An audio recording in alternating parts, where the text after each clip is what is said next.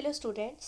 तो आज के इस लेक्चर में बच्चों हम group 14 which is carbon family उसको वन शॉट रिवाइज करेंगे। एंड यहाँ पे हर एक पार्ट जो कि आपके कॉम्पिटिटिव एग्ज़ाम्स के लिए इम्पॉर्टेंट है उसको मैं यहाँ पे कवर करने वाली हूँ with in a single lecture. और अगर आप इस लेक्चर को फॉलो करेंगे इतनी गारंटी दे सकती हूँ कि आप लोग आराम से बहुत अच्छा स्कोर ग्रुप नंबर 14 के अंदर कर सकते हैं। इससे पहले मैंने ग्रुप नंबर 13 के अंदर भी वन शॉट रिवीजन लिया था, तो मैं आप लोगों से यही सजेस्ट करूंगी कि group number 13 and group number 14 जितने भी आपके क्वेश्चंस कॉम्पिटिटिव एग्जाम्स में आने की पॉसिबिलिटी होती हैं उन टॉपिक को मैंने काफ़ी प्रॉपर वे में यहाँ पे रिवाइज करा दिया है। तो अगर आप इस लेक्चर को अच्छे से फॉलो करेंगे तो आप बहुत अच्छा स्कोर इस चैप्टर के अंदर आराम से कर पाएंगे। तो हम स्टार्ट करते हैं बच्चों यहाँ पे ग्रुप नंबर 14 को। तो हमारे पास टोटल यहाँ पे कौन कौन से एलिमेंट है, carbon, silicon, germanium, tin as well as lead. इनको याद कैसे रखा जा सकता है? तो याद रखने का तरीका काफ़ी सिंपल है बच्चों। आप यहाँ पे इसको याद रख सकते हैं काशी गए सुन प्रभु, या फिर आप एक और नाम याद रख सकते हैं जैसे कि केमिस्ट्री सर गिव्स सन की प्रॉब्लम। आप किसी भी सीक्वेंस को याद यहाँ पे रख सकते हैं, जो भी आप लोग जिसमें भी कंफर्टेबल हो आप उस सीक्वेंस को याद रखिए और आप इस तरह से बच्चों बहुत ही आसानी से इन पांचों एलिमेंट को इन्हीं के सीक्वेंस में याद रख पाओगे। सबसे पहले यहाँ पे डिस्कस करते हैं बच्चों एटॉमिक रेडियस। तो एटॉमिक रेडियस क्या है बच्चों? अगर आप लोगों ने ग्रुप नंबर 13 का वन शॉट रिवीजन देखा होगा तो वहाँ पे मैंने एक बात कही थी आप लोगों से कि ग्रुप नंबर 13 के अंदर काफ़ी जगह पे एक्सेप्शंस है, चाहे एटॉमिक साइज में एक्सेप्शंस हो चाहे आयनाइजेशन एंथैल्पी के अंदर एक्सेप्शंस हो। ग्रुप नंबर 14 के अंदर एटॉमिक रेडियस में कोई भी एक्सेप्शन नहीं है। यूजुअली जो हम ट्रेंड फॉलो करते आते हैं कि टॉप से बॉटम जाने पे नंबर ऑफ शेल्स बढ़ता है और नंबर ऑफ शेल्स के बढ़ने की वजह से साइज बढ़ती है, वही ट्रेंड यहाँ पे फॉलो किया जाता है। सबसे बड़ा साइज होगा लेड का, उससे छोटा होगा टिन का, उससे छोटा होगा जर्मेनियम का, उससे छोटा होगा सिलिकॉन का और उससे छोटा होगा कार्बन का। मतलब लेड सबसे लार्जेस्ट एलिमेंट है इस ग्रुप के अंदर एंड कार्बन सबसे स्मॉलेस्ट एलिमेंट है। तो ध्यान रखिए टॉप से बॉटम जाने पे नंबर ऑफ शेल्स के बढ़ने की वजह से साइज जो होती है बढ़ती चली जाती है। तो डाउन द ग्रुप साइज आपकी क्या होगी बच्चों? इंक्रीज करेगी और विदाउट एनी एक्सेप्शंस। सेकेंड है यहाँ पे आयनाइजेशन एंथैल्पी। तो आयनाइजेशन एंथैल्पी में एक एक्सेप्शन है। यूजुअली हम ट्रेंड क्या फॉलो करते हैं? ट्रेंड हम ये फॉलो करते हैं कि जब टॉप से बॉटम जाते हैं तो साइज आपकी बढ़ती है एंड साइज अगर बढ़ेगी तो आउटर शेल का जो इलेक्ट्रॉन होगा वो न्यूक्लियस से दूर चला जाएगा। जैसे मान के चलिए छोटा एटम है तो छोटे एटम के अंदर जो इलेक्ट्रॉन होगा न्यूक्लियस के ज़्यादा क्लोज होगा, और जो लार्जर एटम होता है बच्चों उसमें जो आपका इलेक्ट्रॉन होता है आउटर शेल का वो न्यूक्लियस से ज़्यादा डिस्टेंस पे होता है। तो जब इलेक्ट्रॉन लार्ज डिस्टेंस पे होता है तो उसको हम कम एनर्जी दे के भी रिमूव कर सकते हैं, लेकिन अगर वो छोटे डिस्टेंस पे होता है तो न्यूक्लियस के साथ उसका अट्रैक्शन ज़्यादा होता है और अट्रैक्शन ज़्यादा होगा तो उसको रिमूव करना काफ़ी ज़्यादा डिफ़िकल्ट हो जाएगा। तो हम यही कहते हैं कि जैसे जैसे टॉप से बॉटम जाओगे अगर एटम का साइज़ बढ़ता जा रहा है तो आउटर शेल के जो इलेक्ट्रॉन होंगे वो न्यूक्लियस से दूर जाएंगे और जब न्यूक्लियस से दूर जाएंगे तो उनको निकालना थोड़ा सा इजी हो जाता है। लेकिन एक एक्सेप्शन है बच्चों, कहाँ पे? जिसको मैं यहाँ पे आप देख सकते हैं हाईलाइट करके रखी हूँ, lead as well as tin के बीच में। वैसे एक्सपेक्ट किया जाता है कि टिन का आयनाइजेशन एंथैल्पी ज़्यादा होना चाहिए लेड के कंपेरेटिवली, बट एक्चुअल में लेड का होता है और लेड के आयनाइजेशन एंथैल्पी टिन के आयनाइजेशन एंथैल्पी से ज़्यादा होने के पीछे जो रीज़न है वो बहुत ज़्यादा इम्पॉर्टेंट है बच्चों। अगर मैं लेड की बात करूं तो लेड का जो इलेक्ट्रॉनिक कन्फिगरेशन होता है बच्चों उसमें जो आउटर शेल है हमारा उसमें होता है 6s2 6p2। उससे पहले जो हमारे पास होता है विच इज़ हैविंग 5d10 और उससे पहले 4f14। मतलब ये हमारा आउटर शेल है, ये हमारा पेनल्टीमेट शेल है और ये हमारा एंटी पेनल्टीमेट शेल है। इसके बारे में मैंने काफ़ी ज़्यादा डिटेल में आप लोगों को ग्रुप नंबर 13 के अंदर भी बताया है कि किसको हम आउटर शेल, किसको पेनल्टीमेट, किसको एंटी पेनल्टीमेट शेल कहते हैं। तो यहाँ देखिए बच्चों, ये जो हमारा लेड है, ये हमारा आउटर शेल का इलेक्ट्रॉन है 6s एंड 6p का। अब गौर से देखिए, ये जो आउटर शेल है उसके जस्ट अंदर वाला जो शेल है जिसको हम पेनल्टीमेट शेल कहते हैं, और उसके भी अंदर वाला शेल जिसको एंटी पेनल्टीमेट शेल कहते हैं, उसमें कौन कौन से इलेक्ट्रॉन है? तो उसमें इलेक्ट्रॉन है या तो डी का या तो एफ का। एंड डी और एफ का जो शील्डिंग पावर होता है वो काफ़ी पुअर होता है। मतलब ये डी और एफ के इलेक्ट्रॉन आउटर शेल के इलेक्ट्रॉन को ज़्यादा शील्ड नहीं कर पाएंगे न्यूक्लियस से, और जब शील्डिंग ज़्यादा नहीं होगी तो ये बाहर के जो इलेक्ट्रॉन है, आउटर शेल के जो इलेक्ट्रॉन है, ये न्यूक्लियस की तरफ काफ़ी ज़्यादा अट्रैक्शन फील कर लेंगे, और जब न्यूक्लियस की तरफ उनका अट्रैक्शन ज़्यादा होगा तो इन इलेक्ट्रॉन्स को निकालना थोड़ा सा डिफ़िकल्ट हो जाएगा। तो यही रीज़न है कि लेड के अंदर जो डी एंड एफ के इलेक्ट्रॉन होते हैं penultimate and antepenultimate shell के अंदर, इनकी वजह से आउटर शेल के इलेक्ट्रॉन को काफ़ी पुअर शील्डिंग मिलती है, और उसी पुअर शील्डिंग के मिलने की वजह से जो आउटर शेल का इलेक्ट्रॉन होता है लेड के अंदर, वो न्यूक्लियस के काफ़ी स्ट्रॉन्ग अट्रैक्शन में आ जाता है, और स्ट्रॉन्ग अट्रैक्शन में आने की वजह से उसको रिमूव करना थोड़ा सा डिफ़िकल्ट हो जाता है। तो ये ध्यान रखिएगा बच्चों, रीज़न भी मैं आप लोगों को बता चुकी हूँ कि रीज़न क्या होता है इसके पीछे। नेक्स्ट यहाँ पे इलेक्ट्रोनेगेटिविटी है जो ध्यान रखना पड़ेगा अब आप लोगों को। कार्बन की इलेक्ट्रोनेगेटिविटी इस ग्रुप में सबसे हाईएस्ट होती है, सेकेंड वन आपका लेड होता है, एंड सिलिकॉन, जर्मेनियम और टिन का जो इलेक्ट्रोनेगेटिविटी की वैल्यू होती है बच्चों यहाँ पे सिमिलर होती है। नेक्स्ट यहाँ पे डेंसिटी की अगर बात करें बच्चों, तो डेंसिटी क्या होता है? एक्चुअली में डेंसिटी होता है मास पर यूनिट वॉल्यूम। अब जैसे जैसे आप टॉप से बॉटम जाते हैं मास बढ़ती है, एज वेल एज वॉल्यूम भी आपका इंक्रीज होता है। मास भी इंक्रीज होता है, वॉल्यूम भी इंक्रीज होता है, but increase in mass is more dominant as compare to increase in volume. And अगर इंक्रीज इन मास आपका ज़्यादा इफेक्टिव होगा, ज़्यादा डोमिनेंट होगा, तो डेंसिटी भी आपकी क्या होगी बच्चों? इंक्रीज हो जाएगी। ठीक है, मतलब मास बढ़ेगा तो डेंसिटी भी बढ़ती जाएगी। मतलब जैसे जैसे हम टॉप से बॉटम जाएंगे, मास के इंक्रीज होने की वजह से डेंसिटी आपकी कंटिन्यूसली बढ़ती जाती है। लेकिन एक एक्सेप्शन है। एक्सेप्शंस कहाँ पे है बच्चों? कार्बन और सिलिकॉन के बीच में। सबसे ज़्यादा तो लेड का है, उससे कम टिन का है, उससे कम जर्मेनियम का है, जो कि हम इस लॉजिक के हिसाब से समझ सकते हैं। लेकिन कार्बन और सिलिकॉन में किसका होना चाहिए था बच्चों ज़्यादा? सिलिकॉन का। बट है किसका ज़्यादा? कार्बन का। क्यों? क्योंकि कार्बन का जो डायमंड फॉर्म होता है वो आपका ज़्यादा डेंसर होता है एज कंपेयर टू सिलिकॉन। सो ये बात आप लोगों को ध्यान में रखनी पड़ेगी कि कार्बन के तो बहुत सारे फॉर्म होते हैं, बट कार्बन का जो डायमंड फॉर्म होता है वो ज़्यादा डेंसर होता है सिलिकॉन के मुकाबले। इसलिए कार्बन के जो डायमंड फॉर्म है उसकी डेंसिटी सिलिकॉन के कंपैरेटिवली ज़्यादा होती है। नेक्स्ट है बच्चों यहाँ पे मेटालिक कैरेक्टर। इसकी बात हम लोगों ने ग्रुप नंबर 13 के वन शॉट रिवीजन के टाइम पे भी लिया था बच्चों। मेटालिक कैरेक्टर का मतलब होता है इलेक्ट्रोपॉजिटिव कैरेक्टर। इलेक्ट्रोपॉजिटिव कैरेक्टर का मतलब होता है टेंडेंसी टू लूज इलेक्ट्रॉन। तो अब देखो बच्चों यहाँ पे क्या होगा कि जैसे जैसे मैं टॉप से बॉटम जाऊंगी, टॉप से बॉटम जाने पे हमारा क्या होता है, यहाँ पे हम देखते हैं कि साइज़ जो होती है एटम की वो कंटिन्यूसली बढ़ती जाती है, और साइज़ अगर बढ़ती जाएगी तो इलेक्ट्रॉन्स को लूज़ करने की जो टेंडेंसी होगी एटम के पास वो इंक्रीज़ होती जाएगी। ठीक है, तो जब इलेक्ट्रॉन्स को लूज़ करने की टेंडेंसी बढ़ेगी तो मेटालिक कैरेक्टर भी क्या होगा? इंक्रीज़ होता जाएगा। तो इसलिए टॉप से बॉटम जाने पे मेटालिक कैरेक्टर जो है हमारा ये इंक्रीज़ होता जाता है। कार्बन एंड सिलिकॉन जो है बच्चों ये आपके नॉन मेटल्स होते हैं। जर्मेनियम आपका एक मेटलॉइड है, एंड टिन और लेड आपके यहाँ पे मेटल्स है। तो आप देख सकते हैं कि जैसे जैसे कार्बन से मैं लेड की तरफ जा रही हूँ, धीरे धीरे आपका नॉन मेटालिक नेचर से आपका एलिमेंट का नेचर किस में बदलता जा रहा है? मेटल्स में।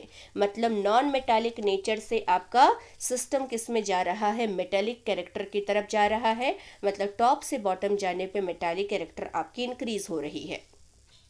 नेक्स्ट यहाँ पे बच्चों मेल्टिंग एंड बॉइलिंग पॉइंट। तो मेल्टिंग एंड बॉइलिंग पॉइंट आपका डाउन द ग्रुप क्या होता है, यूजुअली डिक्रीज करता है। अगर मैं इन जनरल बात करूँ तो जैसे जैसे टॉप से बॉटम जाएंगे, जो मेल्टिंग पॉइंट होगी एंड बॉइलिंग पॉइंट होगी इन एलिमेंट की, ये डिक्रीज करती चली जाती है। क्यों डिक्रीज करती है, तो बहुत सिंपल सा रीज़न है इसके पीछे। एक्चुअली में देखिए क्या होगा, जैसे अगर मैं कार्बन की ही बात करूँ तो कार्बन कार्बन के बीच का जो बॉन्ड है वो सबसे ज़्यादा स्ट्रांग होगा। उससे वीक बॉन्ड होगा सिलिकन सिलिकन के बीच का, उससे वीक बॉन्ड होगा जर्मेनियम जर्मेनियम का। मतलब जैसे जैसे हम टॉप से बॉटम जाएंगे, एलिमेंट का जो साइज होता है, एलिमेंट को मैं एम से यहाँ पे इंडिकेट कर रही हूँ, सिंस एलिमेंट का साइज आपका बढ़ता जा रहा है, तो साइज के इंक्रीज होने की वजह से जो आपके बॉन्ड होंगी, एम और एम के बीच का जो बॉन्ड होगा, ये आपका वीक होता जाएगा। क्योंकि साइज बढ़ेगा तो बॉन्ड की लेंथ बढ़ेगी, एंड बॉन्ड की लेंथ बढ़ेगी तो बॉन्ड एनर्जी आपकी कम हो जाएगी, एंड बॉन्ड एनर्जी अगर कम होगी इसका मतलब बॉन्ड आपका वीक बनता चला जाएगा। और बॉन्ड जब वीक बनेंगे तो उनको मेल्ट करना या उनको बॉयल करना काफ़ी ज़्यादा ईजी हो जाएगा। तो ध्यान रखिए कि जो melting temperature and boiling temperature होता है, ये आपकी डिक्रीज करती जाती है जैसे जैसे हम टॉप से बॉटम जाते हैं किसी भी ग्रुप के अंदर। नेक्स्ट आते हैं बच्चों यहाँ पे, ये सारे एटॉमिक प्रॉपर्टी को डिस्कस करने के बाद नेक्स्ट हमारा इंपॉर्टेंट टॉपिक है ऑक्सीडेशन स्टेट। ऑक्सीडेशन स्टेट काफ़ी इंपॉर्टेंट पार्ट है बच्चों, specially group number 13 and group number 14 के अंदर, क्योंकि यहाँ से क्वेश्चंस आप लोगों के कई बार इनर्ट पेयर इफेक्ट के टॉपिक पे आते हैं, इसलिए ये टॉपिक आपका काफ़ी ज़्यादा इंपॉर्टेंट है इस चैप्टर का। नेक्स्ट यहाँ पे देखिए, सबसे पहले जो कॉमन ऑक्सीडेशन स्टेट होता है ग्रुप नंबर 14 का, ये आपका +4 एंड +2 होता है। कैसे, तो देखिए जो ग्रुप नंबर 14 है बच्चों, उसका जनरल इलेक्ट्रॉनिक कन्फिगरेशन होता है NS2 NP2। अगर ये चारों इलेक्ट्रॉन एलिमेंट लूज कर दे तो यहाँ पे क्या होगा, +4 ऑक्सीडेशन स्टेट होगा। और अगर सिर्फ 2 ही इलेक्ट्रॉन लूज करे तो ये कौन सा ऑक्सीडेशन स्टेट दिखा पाएगा, +2 दिखा पाएगा। तो मोस्ट कॉमन ऑक्सीडेशन स्टेट जो यहाँ के ये एलिमेंट ग्रुप नंबर 14 के जो एलिमेंट अपने कंपाउंड में दिखाते हैं, ये होता है या तो +4 या तो +2। अब यहाँ पे बच्चों एक बहुत इंपॉर्टेंट पॉइंट है जो ध्यान में रखना पड़ेगा आप लोगों को, एनसीईआरटी का काफ़ी इंपॉर्टेंट पॉइंट है।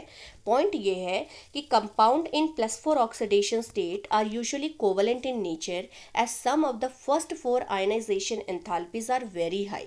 जैसे अगर मैं बच्चों कार्बन की ही बात करूं, कार्बन अगर +4 ऑक्सीडेशन स्टेट में है तो ये हमेशा कोवलेंट कंपाउंड ही बनाना प्रेफर करता है, कोवलेंट बॉन्ड को ही बनाना प्रेफर करता है, ना कि आयनिक बॉन्ड।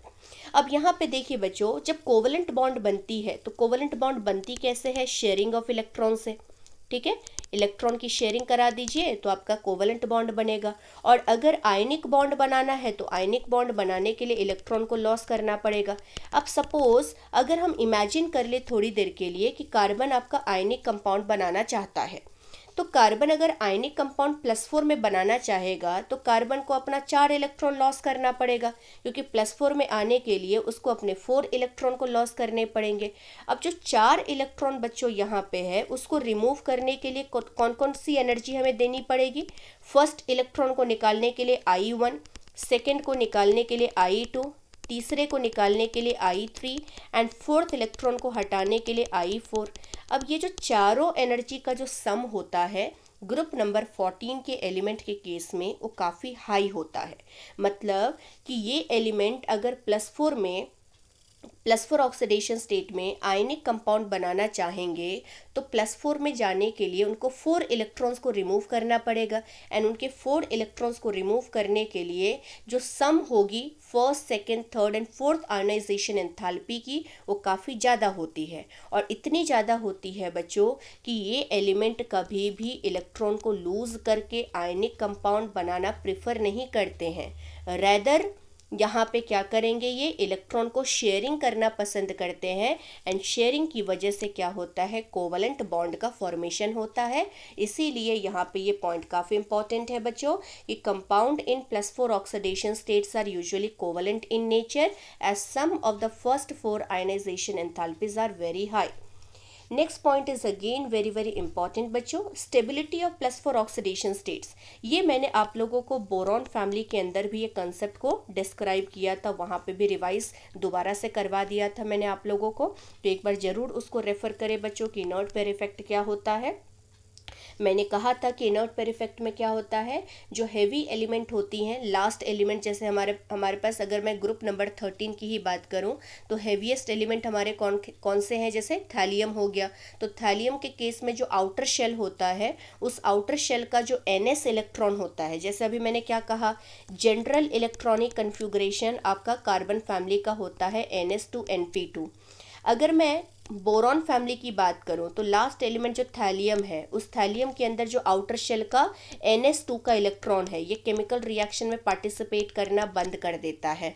और उस पार्टिसिपेशन की वजह से, मतलब जब ये पार्टिसिपेशन करना बंद कर देगा तो थैलियम के केस में सिर्फ NP2 के इलेक्ट्रॉन्स ही अवेलेबल होते हैं केमिकल बॉन्डिंग के लिए। तो इसीलिए थैलियम हमेशा प्रेफर करता है किस ऑक्सीडेशन स्टेट को, थैलियम के केस में NP में 1 होता है, तो इसलिए थैलियम किस तरह के कंपाउंड को बनाना प्रेफर करता है, +1 को।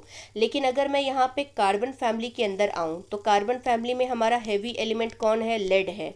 और लेड का इलेक्ट्रॉनिक कन्फिगरेशन आउटर शेल का कितना होता है, 6s2 6p2। तो इनर्ट पेयर इफेक्ट की वजह से क्या होगा बच्चों, जो आउटर शेल का S इलेक्ट्रॉन होता है, ये केमिकल बॉन्ड में पार्टिसिपेट करना बंद कर देता है।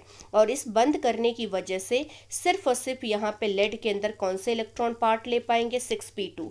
और अगर 6p2 पार्ट ले पाएंगे तो p में से 2 ही इलेक्ट्रॉन है, इसलिए लेड हमेशा प्रेफर करता है +2 ऑक्सीडेशन स्टेट अपने कंपाउंड में, ना कि +4 ऑक्सीडेशन स्टेट। तो ध्यान रखिएगा बच्चों, जैसे जैसे हम टॉप से बॉटम जाएंगे, ठीक है, क्या होता है, +2 की स्टेबिलिटी बढ़ती है बट +4 की स्टेबिलिटी कम होती है, and it is all because of inert pair effect. तो यही बात आप लोगों को ध्यान में रखनी पड़ेगी कि स्टेबिलिटी ऑफ +4 ऑक्सीडेशन स्टेट क्या है, टॉप से बॉटम डिक्रीज कर रही है। तो सबसे ज़्यादा स्टेबल +4 आपका कहाँ पे रहेगा, कार्बन में, और सबसे लेस स्टेबल आपका +4 कहाँ पे रहेगा, लेड में। लेकिन अगर मैं +2 ऑक्सीडेशन स्टेट की बात करूँ तो ये सीक्वेंस जस्ट रिवर्स हो जाएगा, लेड के अंदर +2 सबसे ज़्यादा स्टेबल होगा एंड कार्बन के अंदर +2 आपका सबसे कम स्टेबल होगा। इसी बात को मैंने यहाँ पे एक टेबुलर फॉर्म में लिखा हुआ है, ये स्टेबल को समझ जाएंगे बच्चों तो आप सब कुछ यहाँ पे इनर्ट पेयर इफेक्ट के रिगार्डिंग कितने तरह के क्वेश्चंस आ सकते हैं उसको आप अंडरस्टैंड कर जाएंगे। तो यहाँ पे देखिए बच्चों, मैंने यहाँ पे 2 ऑक्सीडेशन स्टेट्स रखे हैं, +4 एंड +2। कार्बन की अगर बात करें तो कार्बन +4 में भी कंपाउंड बनाता है, +2 में भी बनाता है। उसी तरह से बाकी एलिमेंट के भी +4 एंड +2 वाले कंपाउंड नेचर में एग्जिस्ट करते हैं। लेकिन अगर मैं कार्बन एंड सिलिकन की बात करूं तो कार्बन और सिलिकन बच्चों यहाँ पे मोस्टली +4 ऑक्सीडेशन स्टेट्स वाले कंपाउंड को बनाना प्रेफर करते हैं। तो ये ध्यान रखना कि कार्बन एंड सिलिकन के मैक्सिमम कंपाउंड जो होते हैं, मोस्टली जितने भी कंपाउंड अवेलेबल हैं उनमें ये एलिमेंट किस तरह के ऑक्सीडेशन स्टेट्स दिखाते हैं, +4। तो इसलिए +4 की जो स्टेबिलिटी है बच्चों कार्बन के अंदर, ये +2 के कंपेरेटिवली ज़्यादा है। वही सिचुएशन सिलिकन के अंदर भी है। जर्मेनियम भी बच्चों +4 भी दिखाता है, +2 भी दिखाता है, बट +4 के अंदर जो आपका जर्मेनियम होता है उसके कंपाउंड ज़्यादा स्टेबल होते हैं एज़ कम्पेयर टू +2 वाले। इसी तरह से टिन के केस में भी वही है कि टिन के केस में भी +4 की स्टेबिलिटी +2 से ज़्यादा होगी, बट लेड के केस में बच्चों +2 की जो स्टेबिलिटी है वो +4 से ज़्यादा होती है। ये बात आपको बस ध्यान रखना है, और it is all because of inert pair effect in case of heavy element, because of which outer shell S electron will never take part in the chemical bonding, and because of which only 6p electrons are available and p is having only 2 electron, because of which lead will always show +2 oxidation state. Next thing बच्चों, यहाँ पे tin के regarding 2 point आपके statement type of questions में आ सकते हैं। देखिए मैंने अभी क्या कहा कि जो टिन है वो +4 में ज़्यादा स्टेबल होगा as compare to +2 oxidation state. तो अगर मान के चलिए आपके पास कोई कंपाउंड है टिन का जो +2 ऑक्सीडेशन स्टेट में है, जैसे अगर मैं एक एग्जांपल लेती हूँ, सपोज आपके पास टिन है SnCl2 के अंदर, जहाँ पे टिन का ऑक्सीडेशन स्टेट है +2, बट टिन +2 से कहीं ज़्यादा स्टेबल किस ऑक्सीडेशन स्टेट में है, +4 में। तो ये अपने आप को कोशिश करेगा अपने आप को ऑक्सीडाइज करने की, और अपने आप को ऑक्सीडाइज करके ये किस में लेके जाना चाहेगा, +4 में, बाय फॉर्मिंग SnCl4। तो ध्यान रखना बच्चों कि अगर आपका टिन +2 में है तो ये अपने आप को +4 ऑक्सीडेशन स्टेट में सेंड करने की कोशिश करेगा, मतलब खुद का ऑक्सीडेशन करना चाहेगा। और जो एलिमेंट खुद का ऑक्सीडेशन करता है मतलब वो किसकी तरह बिहेव करेगा, रिड्यूसिंग एजेंट की तरह। रिड्यूसिंग एजेंट का काम क्या होता है, खुद का ऑक्सीडेशन करना, सेल्फ ऑक्सीडाइज होना, ठीक है। तो यहाँ पे टिन अगर +2 में है तो ये सेल्फ ऑक्सीडेशन करके खुद को +4 में लेके जाएगा, एंड यहाँ पे ये बिहेव करेगा रिड्यूसिंग एजेंट की तरह। बट अगर मैं लेड की बात करूँ तो लेड अगर बच्चों यहाँ पे हम देखें तो हमने कहा कि +2 की स्टेबिलिटी +4 के कंपैरेटिवली ज़्यादा होती है लेड के केस में। तो सपोज अगर लेड आपके पास +4 ऑक्सीडेशन स्टेट में है, कोई कंपाउंड आपका Pb +4 में है, तो लेड कोशिश करेगा अपने आप को स्टेबिलिटी देने के लिए किस में चले जाने के लिए, +2 के अंदर। मतलब लेड अपने आप को +4 से +2 में भेजना चाहेगा, मतलब खुद का क्या करना चाहेगा, रिडक्शन। और जब कोई एलिमेंट खुद का रिडक्शन करना चाहता है तो इसका मतलब वो किसकी तरह बिहेव करेगा, ऑक्सीडाइजिंग एजेंट की तरह। तो ये जितने भी पॉइंट्स मैंने बच्चों यहाँ पे ऑक्सीडेशन स्टेट्स के रिगार्डिंग कहा है, उन्हीं से आप लोगों के कॉम्पिटिटिव एग्जाम्स में क्वेश्चंस फ्रेम किए जा सकते हैं। तो इन पॉइंट्स को ज़रूर एक बार आप याद रखिए। नेक्स्ट यहाँ पे बच्चों केमिकल रिएक्टिविटी है। तो केमिकल रिएक्टिविटी में हमें क्या क्या देखना है, ध्यान दीजिए। सबसे पहले रिएक्टिविटी टुवर्ड्स ऑक्सीजन। तो बच्चों यहाँ पे देखिएगा, एक जो एलिमेंट है हमारे पास ग्रुप नंबर 14 के, ये ऑक्सीजन के साथ कंबाइन करके 2 डिफरेंट टाइप ऑफ कंपाउंड को बनाते हैं। कौन कौन से कंपाउंड बनाते हैं, अगर मैं एलिमेंट को E से रिप्रेजेंट करूं, अगर मैं इसको लिमिटेड अमाउंट ऑफ ऑक्सीजन देती हूं तो ये प्रेफर करते हैं मोनोक्साइड बनाने के लिए। लेकिन अगर मैं इनको एक्सेस ऑफ ऑक्सीजन दूंगी तो ये आपका प्रेफर करेंगे किसको बनाने के लिए, डाइऑक्साइड को। तो ये हमारा डाइऑक्साइड्स है बच्चों, और ये हमारे क्या है, मोनोक्साइड्स हैं। अब इन मोनोक्साइड्स और डाइऑक्साइड से क्या क्या क्वेश्चंस आपके एग्जाम में फ्रेम किए जा सकते हैं उसकी बात कर लेते हैं। तो सबसे पहले बच्चों एक चीज़ ध्यान रखिएगा, इनका जो नेचर होता है, एसिडिक है, बेसिक है या न्यूट्रल है, इनके ऊपर क्वेश्चन चाहे IIT में हो या चाहे नीट में हो, कई बार क्वेश्चंस आप लोगों के आ चुके हैं। तो इसलिए इनके नेचर के ऊपर आप लोगों को फोकस करना पड़ेगा, इसको याद रखना पड़ेगा। तो अगर मैं मोनोक्साइड की बात करूं तो कार्बन CO बनाता है, और कार्बन मोनोक्साइड बच्चों न्यूट्रल होता है। 3 न्यूट्रल ऑक्साइड जरूर याद रखिए, कई बार एग्जाम्स में पूछे गए हैं। पहला N2O जिसको नाइट्रस ऑक्साइड कहा जाता है, दूसरा NO जिसको नाइट्रिक ऑक्साइड कहा जाता है, और तीसरा है आपके पास कार्बन मोनोक्साइड। ये 3 हमारे क्या होते हैं बच्चों, न्यूट्रल ऑक्साइड होते हैं, ठीक है। ना ही ये एसिड के साथ रिएक्ट करते हैं, ना बेस के साथ रिएक्ट करते हैं। तो CO तो न्यूट्रल हो गया। रही बात सिलिकॉन का मोनोक्साइड, SiO बच्चों एक अनस्टेबल मोनोक्साइड होता है, ये सिर्फ और सिर्फ एग्जिस्ट करता है हाई टेम्परेचर पे। अगर मैं जर्मेनियम के मोनोक्साइड की बात करूँ तो ये एसिडिक होता है, और टिन का और जो लेड का मोनोक्साइड होता है यूजुअली एम्फोटेरिक होता है। अगर मैं डाइऑक्साइड्स की बात करूँ बच्चों, तो डाइऑक्साइड्स के अंदर जो कार्बन है, कार्बन का डाइऑक्साइड एसिडिक होता है, सिलिका SiO2 ये भी एसिडिक होता है, जर्मेनियम का डाइऑक्साइड ये भी एसिडिक होता है। तो कार्बन, सिलिकॉन एंड जर्मेनियम के जो डाइऑक्साइड्स हैं they are usually acidic in nature, but जो टिन और लेड होता है उनके डाइऑक्साइड्स यूजुअली एम्फोटेरिक होते हैं। तो ध्यान रख सकते हैं आप लोग, बहुत सिंपल सा है। टिन और लेड का चाहे मोनोक्साइड हो चाहे डाइऑक्साइड हो, दोनों एम्फोटेरिक नेचर के हैं। जर्मेनियम का चाहे मोनोक्साइड हो चाहे डाइऑक्साइड हो, दोनों एसिडिक नेचर के होते हैं। और रही बात बच्चों कार्बन की, तो कार्बन का ध्यान रखना, मोनोक्साइड न्यूट्रल होता है, लेकिन डाइऑक्साइड आपका क्या होता है बच्चों, एसिडिक होता है। दूसरी बात, from top to bottom non metallic character decreases so that acidic nature of oxide decreases. मतलब कहने का ये है, जैसे हमने ऊपर जस्ट बच्चों अभी डिस्कस किया था कि जैसे जैसे हम टॉप से बॉटम जाते हैं तो टॉप से बॉटम जाने पे क्या होता है, जो मेटालिक कैरेक्टर होती है ये बढ़ती जाती है। अगर मेटालिक कैरेक्टर बढ़ेगा तो नॉन मेटालिक कैरेक्टर क्या होगा, डिक्रीज करेगा। और नॉन मेटल्स किस तरह के ऑक्साइड बनाते हैं, एसिडिक ऑक्साइड बनाते हैं। तो जब नॉन मेटालिक कैरेक्टर कैरेक्टर ही आपकी डिक्रीज हो रही है तो ऑक्साइड का जो एसिडिक नेचर होगा वो भी तो आपका डिक्रीज करेगा। इसीलिए कार्बन डाइऑक्साइड आपका ये जो है, इस डाइऑक्साइड की अगर बात करें कार्बन डाइऑक्साइड की, तो ये सबसे ज़्यादा एसिडिक ऑक्साइड है इन पांचों में। और सबसे लीस्ट एसिडिक कौन सा है? PbO2 है। मतलब कहने का ये है कि जैसे जैसे हम डाउन द ग्रुप जाएंगे, सिंस नॉन मेटालिक कैरेक्टर आपकी डिक्रीज कर रही है, इसी वजह से जो एसिडिक नेचर है इनके ऑक्साइड की, ये भी आपकी क्या होगी बच्चों? डिक्रीज करती जाएगी। ठीक है, तो ये आपको ध्यान में रखना है। एंड लास्ट पॉइंट बच्चों यहाँ पे डाइऑक्साइड्स एंड अगर मोनोक्साइड्स की बात करें, जैसे अगर मैं आपसे कहूँ कि carbon monoxide and carbon dioxide में कौन ज़्यादा एसिडिक है, तो बहुत सिंपल सा ट्रिक है, हमेशा ध्यान में रखिएगा कि अगर मैं ऑक्सीडेशन स्टेट की बात करूँ तो जिस ऑक्साइड में ऑक्सीडेशन स्टेट एलिमेंट का ज़्यादा होगा, लार्ज होगा, उसी ऑक्साइड का एसिडिक नेचर भी ज़्यादा होगा। तो ध्यान रखिएगा बच्चों, एसिडिक नेचर तभी ज़्यादा होगा अगर ऑक्सीडेशन स्टेट ज़्यादा है।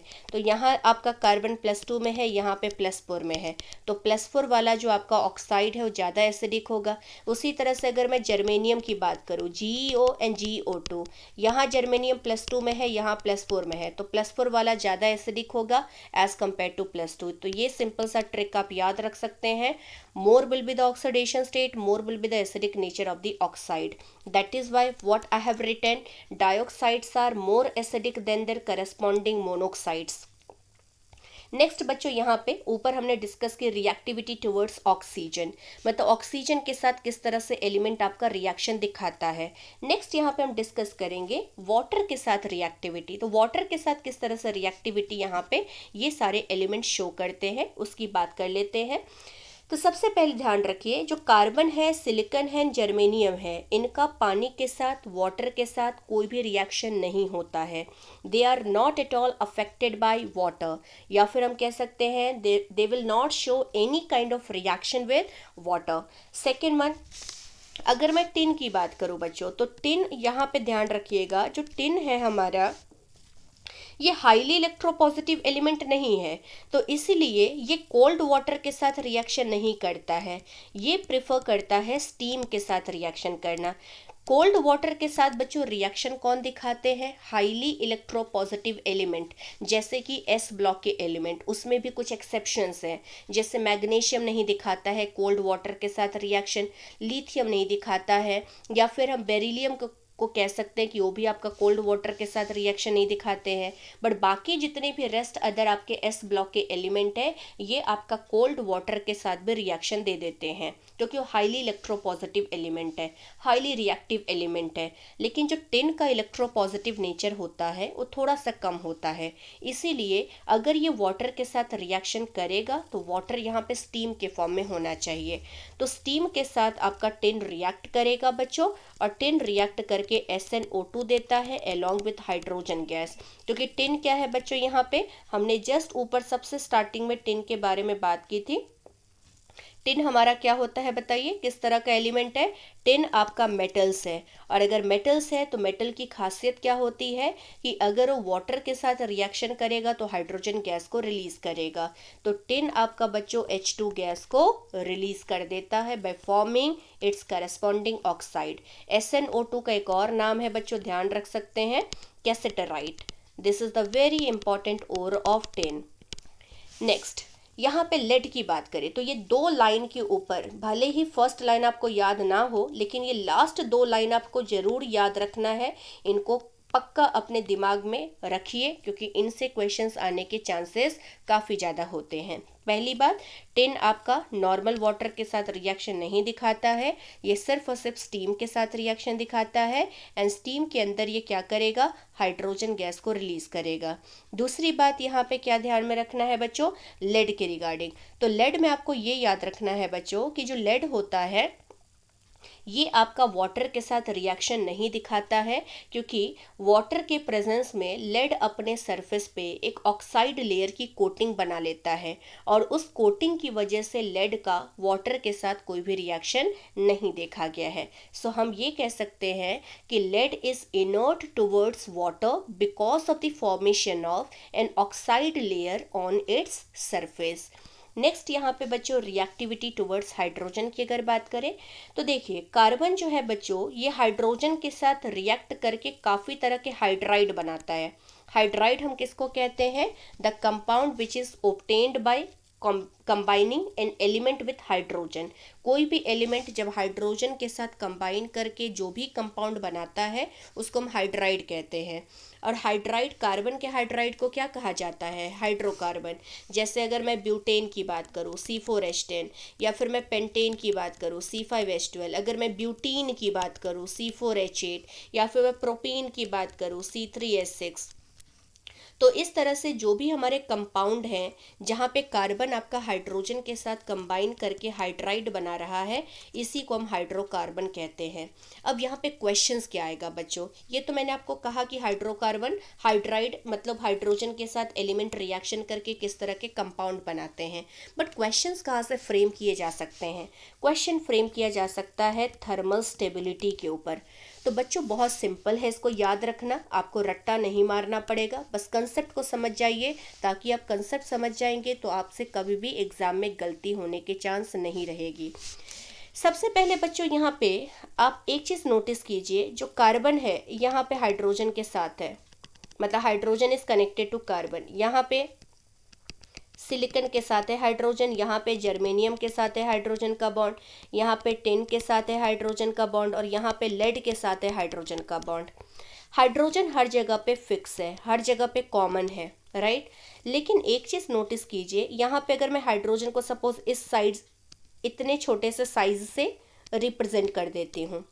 अब मैं यहाँ पे जो कार्बन है वो तो सबसे छोटा है इन पांचों एलिमेंट के अंदर, तो कार्बन को लेटर से मैंने ये साइज दे दिया। सिलिकॉन कार्बन के कंपैरेटिवली थोड़ा सा बड़ा होगा, जर्मेनियम और भी बड़ा होगा, टिन और भी लार्ज होगा, और लेड सबसे लार्ज होगा। तो आप एक चीज़ नोटिस कीजिए बच्चों, जैसे जैसे कार्बन से लेड की तरफ मैं जा रही हूँ धीरे धीरे एटम का साइज बढ़ता जा रहा है। अगर एटम का साइज बढ़ेगा बच्चों तो सेंटर से सेंटर के बीच का डिस्टेंस भी तो बढ़ता चला जाएगा। अगर मैं दोनों एटम के सेंटर से सेंटर के बीच का डिस्टेंस निकालूंगी तो ये डिस्टेंस भी आपका कंटिन्यूअसली बढ़ता जाएगा। अगर डिस्टेंस बढ़ता जा रहा है इसका मतलब बॉन्ड लेंथ बढ़ती जा रही है। सेंटर से सेंटर के बीच के डिस्टेंस को ही तो हम बॉन्ड लेंथ कहते हैं।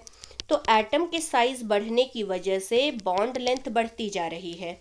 अब बॉन्ड लेंथ अगर बच्चों बढ़ेगी तो बॉन्ड एनर्जी और बॉन्ड लेंथ में क्या रिलेशन होता है? Bond length is actually inversely proportional to bond energy.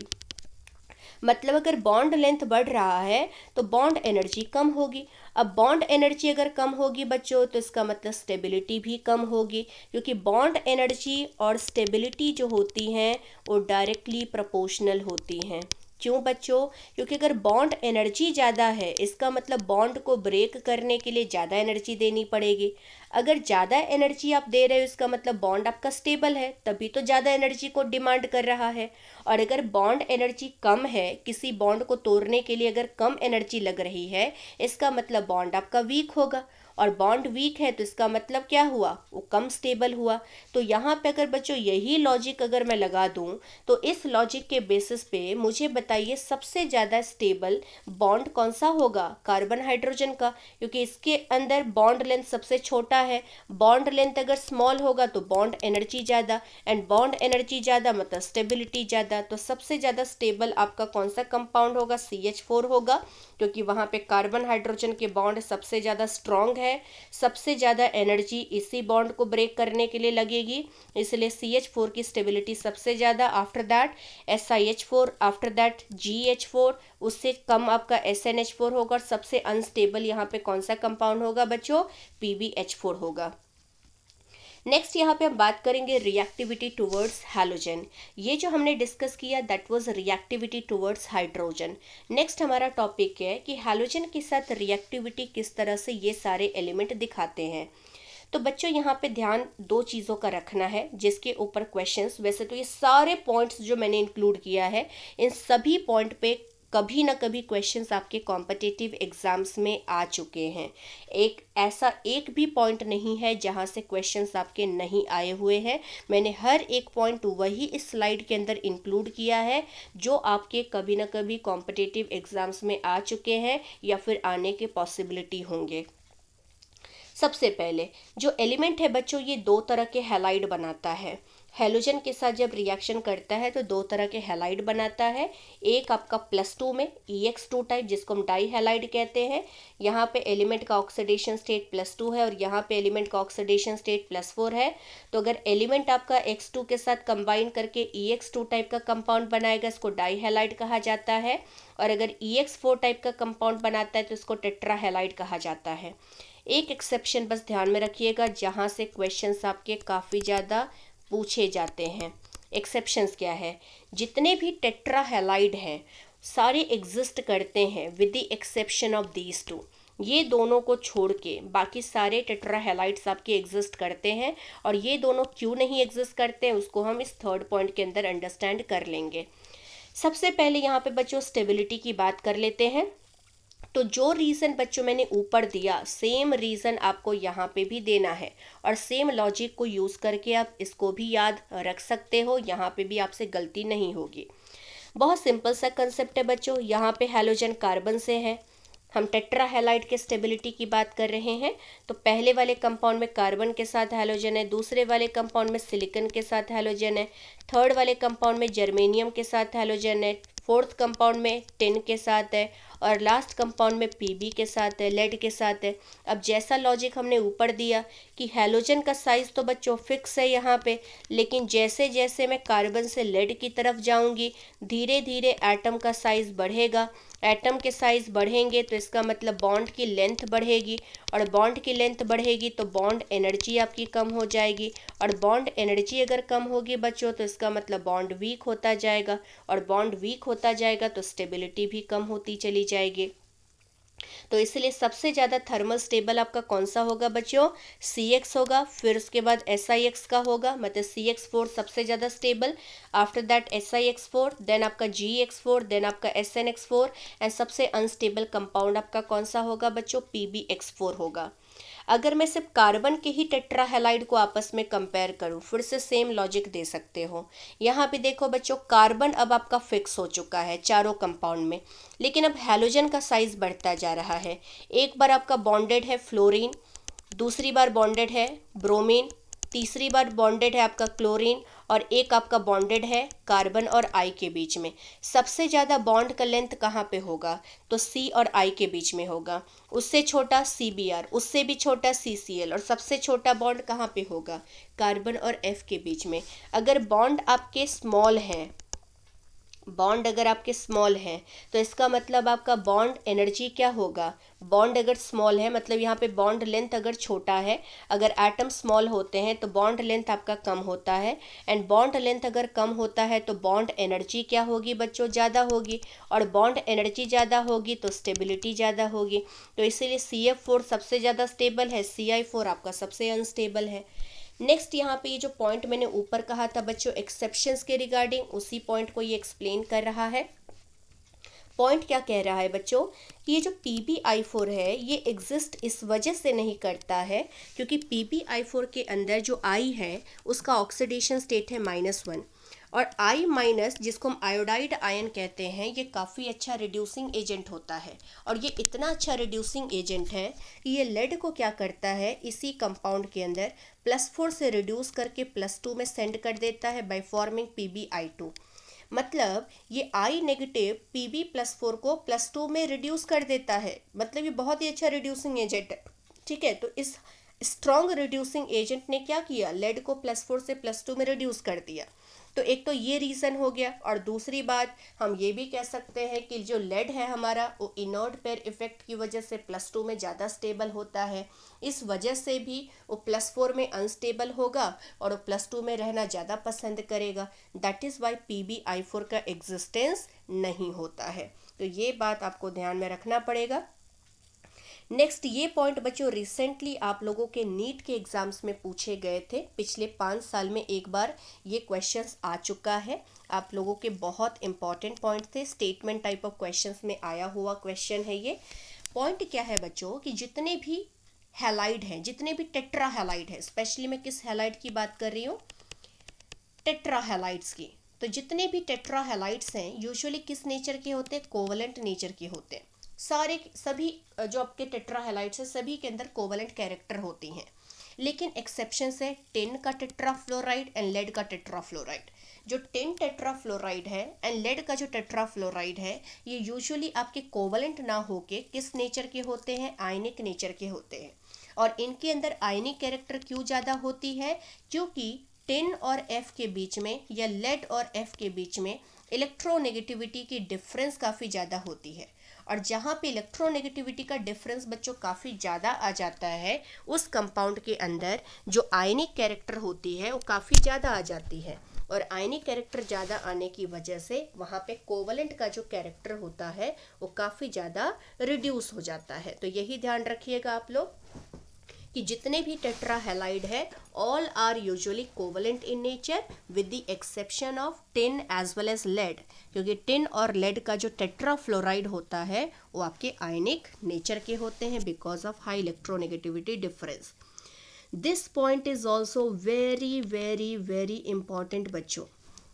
Next thing, this point is also very very very important. अब ध्यान से समझना इन दोनों लाइन को। CCl4 does not undergo hydrolysis due to the absence of d orbital in the carbon atom।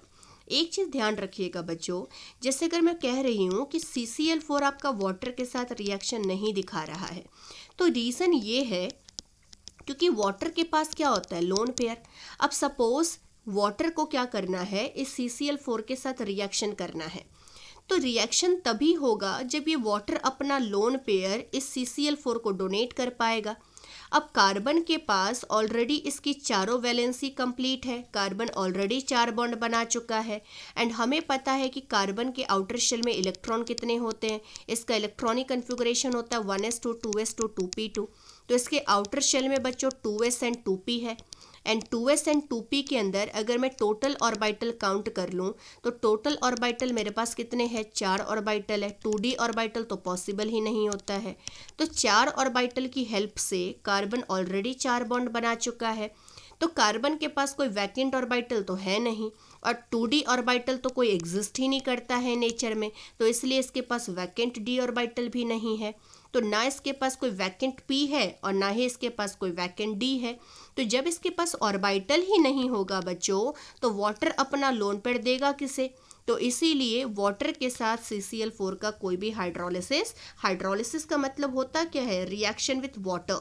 तो water के साथ आपका CCl4 रिएक्शन नहीं दिखाता है, ठीक है। बट रही बात SiCl4 की, तो SiCl4 आपका वाटर के साथ रिएक्शन इसी वजह से दिखा पाता है बच्चों, इवन दो सिलिकन की चारों वैलेंसी कंप्लीट है, बट सिलिकन बच्चों बिलोंग करता है कहाँ से, थर्ड पीरियड से। और थर्ड पीरियड के जो एलिमेंट होते हैं उनके पास कौन से ऑर्बिटल होते हैं, वैकेंट 3d ऑर्बिटल होती हैं। और उन वैकेंट 3d ऑर्बिटल की वजह से ये जो आपके वाटर हैं उनके लोन पेयर ईजिली सिलिकन के वैकेंट 3d ऑर्बिटल में डोनेट किए जा सकते हैं और उसी डोनेशन की वजह से सिलिकन और ऑक्सीजन के बीच में बॉन्ड का फॉर्मेशन हो सकता है। यही रीज़न है कि जो SiCl4 है ये वाटर के साथ रिएक्शन कर पाएगा, लेकिन CCl4 के पास वैकेंट d नहीं था, इसीलिए CCl4 आपका वाटर के साथ रिएक्शन नहीं दिखा रहा था। अब एग्जाम्पल यहाँ पे याद कैसे रखोगे इस रिएक्शन को, तो बहुत सिंपल सा रिएक्शन है बच्चों। ये हमारा SiCl4 है, इसको रिएक्ट कराना है वाटर के मॉलिक्यूल के साथ। वाटर को कुछ इस तरह से लिख लो और यहाँ से क्या करो, HCl को रिमूव कर दो। जैसे ही HCl का रिमूवल होगा बच्चों, सिलिकन के साथ बॉन्ड अब कौन बना लेगा, Cl के जगह पे OH बना लेगा।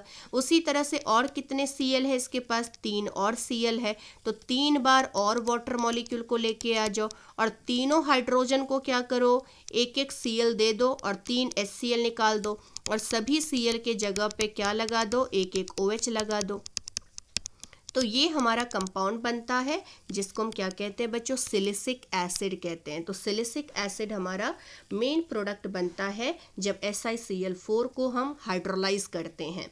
इसी तरह से बच्चों अगर SiF4 का वाटर के साथ रिएक्शन कराओगे तो फिर से यहाँ पे सिलिकॉन है सेंट्रल एलिमेंट, और सेंट्रल एलिमेंट अगर सिलिकॉन है तो फिर से उसके पास वैकेंट डी है, और वैकेंट डी है बच्चों तो इसका मतलब यहाँ पे फिर से क्या होगा, यहाँ पे फिर से वाटर के साथ रिएक्शन पॉसिबल हो पाएगी। और ये रिएक्शन आपको अब यहाँ पे याद रखना पड़ेगा बच्चों, SiF4 जो वाटर के साथ रिएक्शन करता है यहाँ दो प्रोडक्ट मिलते हैं। एक प्रोडक्ट मिलता है H2SiF6, अगर ये मैं 4H+ और 2 मोल ऑफ SiF6 2- को कंबाइन कर दूं तो ये हमारा क्या बना के देगा, 2 मोल ऑफ H2SiF6 बना के देगा प्लस SiOH होल 4 देगा। तो एक सिलिसिक एसिड मिलता है और एक आपको फ्लोरोसिलिसिक एसिड मिलता है। ये दो प्रोडक्ट आपके बनते हैं जब SiF4 का रिएक्शन वाटर के साथ किया जाता है। बट इन दोनों के अंदर भी अगर मैं आपको कहूँ तो सबसे मेन रिएक्शन बच्चों यही है जिसके आने के चांस सबसे ज़्यादा होते हैं। नेक्स्ट यहाँ पे बच्चों अगर हम टेट्राहेलाइड की बात करें, ये पॉइंट्स भी बहुत ज़्यादा इम्पॉर्टेंट है। इन पॉइंट पे भी क्वेश्चंस आप लोगों के कॉम्पिटिटिव एग्जाम्स में आ चुके हैं। पहला point, tetrahhalide of silicon, germanium, tin and lead acts as a Lewis acid as they can extend their coordination number। अगर मैं एक एग्जाम्पल के साथ आपको समझा दूं बच्चों, जैसे मैं SiCl4 की ही बात करूं तो यहाँ पे सिलिकॉन का ऑक्टेट कंप्लीट है, ये ऑलरेडी 4 बॉन्ड बना चुका है। अब अगर ऑक्टेट कंप्लीट है तो हमारे हिसाब से ये ऑलरेडी स्टेबल हो चुका है, क्योंकि ऑक्टेट रूल के हिसाब से बच्चों क्या कहा जाता है कि अगर एलिमेंट के ऑक्टेट कंप्लीट है तो एलिमेंट आपका स्टेबल हो चुका है। ठीक है, तो यहाँ पे सिलिकॉन की ऑक्टेट तो कंप्लीट है, ये 4 बॉन्ड बना चुका है। 4 बॉन्ड की वजह से इसके पास कितने इलेक्ट्रॉन आ चुके हैं, 8 इलेक्ट्रॉन आ चुके हैं, तो ये तो स्टेबल हो जाना चाहिए।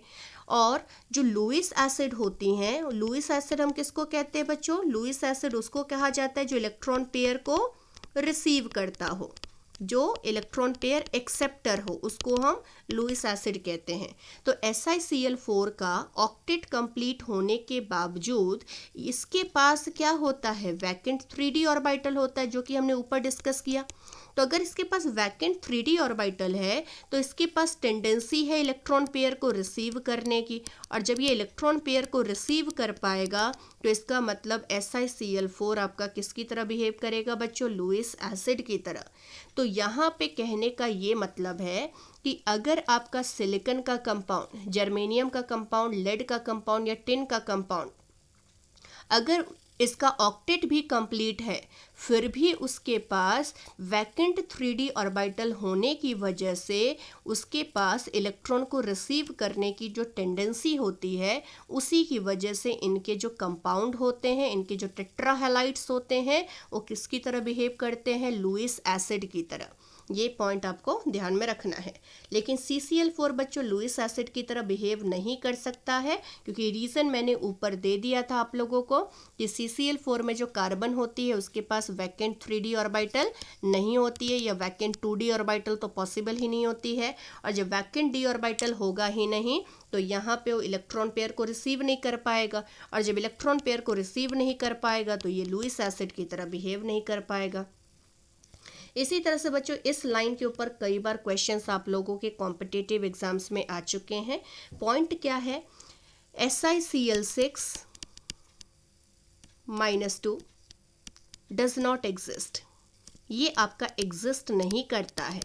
तो इसके नॉन एग्जिस्टेंस के पीछे रीज़न है क्या एक्चुअली में, क्यों ये कंपाउंड आपका एग्जिस्ट नहीं करता है? तो रीज़न बहुत सिंपल सा है बच्चों। सबसे पहले यहाँ पे इस कंपाउंड के अंदर जो सिलिकॉन है उसका ऑक्सीडेशन स्टेट है कितना, +4, और सिलिकॉन अगर +4 में है तो काफ़ी स्मॉल साइज़ का होगा, तो ये काफ़ी स्मॉल साइज़ आयन है। अब इस स्मॉल साइज़ आयन के चारों तरफ हम यहाँ पे कितने Cl को लगा रहे हैं, 6 Cl को लगा रहे हैं। ऑक्टाहेड्रल अरेंजमेंट में हमें लगाना पड़ेगा कुछ इस तरह से। अब लॉजिकली सोचिए कि अगर सेंट्रल एटम आपका काफ़ी स्मॉल है और उसके चारों तरफ आपको 6 Cl को लगाना है, अब सभी जो Cl है यहाँ पे बच्चों काफ़ी लार्ज है, क्योंकि Cl यहाँ पे किस फॉर्म में है, Cl- के फॉर्म में है। तो Cl माइनस आपका काफ़ी लार्ज आयन हो गया। तो अगर यहाँ पे एक छोटे से एटम, एक स्मॉल एटम के चारों तरफ अगर लार्ज एटम को लगाओगे तो Cl और Cl के बीच में क्या होगा, काफ़ी ज़्यादा रिपल्शन होगा। ये सभी Cl एक दूसरे को रिपल करेंगे और उसी रिपल्शन की वजह से ये कंपाउंड आपका बिल्कुल भी स्टेबल नहीं रह पाएगा। मतलब एक छोटा सा सिलिकॉन +4 कभी भी 6Cl को अपने चारों तरफ एकोमोडेट नहीं कर सकता है, क्योंकि अगर करने जाएगा तो सारे Cl एक दूसरे को काफ़ी ज़्यादा रिपल्शन देंगे और उस रिपल्शन के मिलने की वजह से ये कंपाउंड आपका हाईली अनस्टेबल हो जाएगा। यही रीज़न है कि SiCl6 आपके एग्जिस्ट नहीं करते हैं। नेक्स्ट है बच्चों, एक छोटा सा पार्ट है हमारा एनॉमलस बिहेवियर ऑफ कार्बन। मतलब कार्बन की जो प्रॉपर्टी होती है अपने ही ग्रुप एलिमेंट के कंपैरेटिवली डिफरेंट क्यों होती है।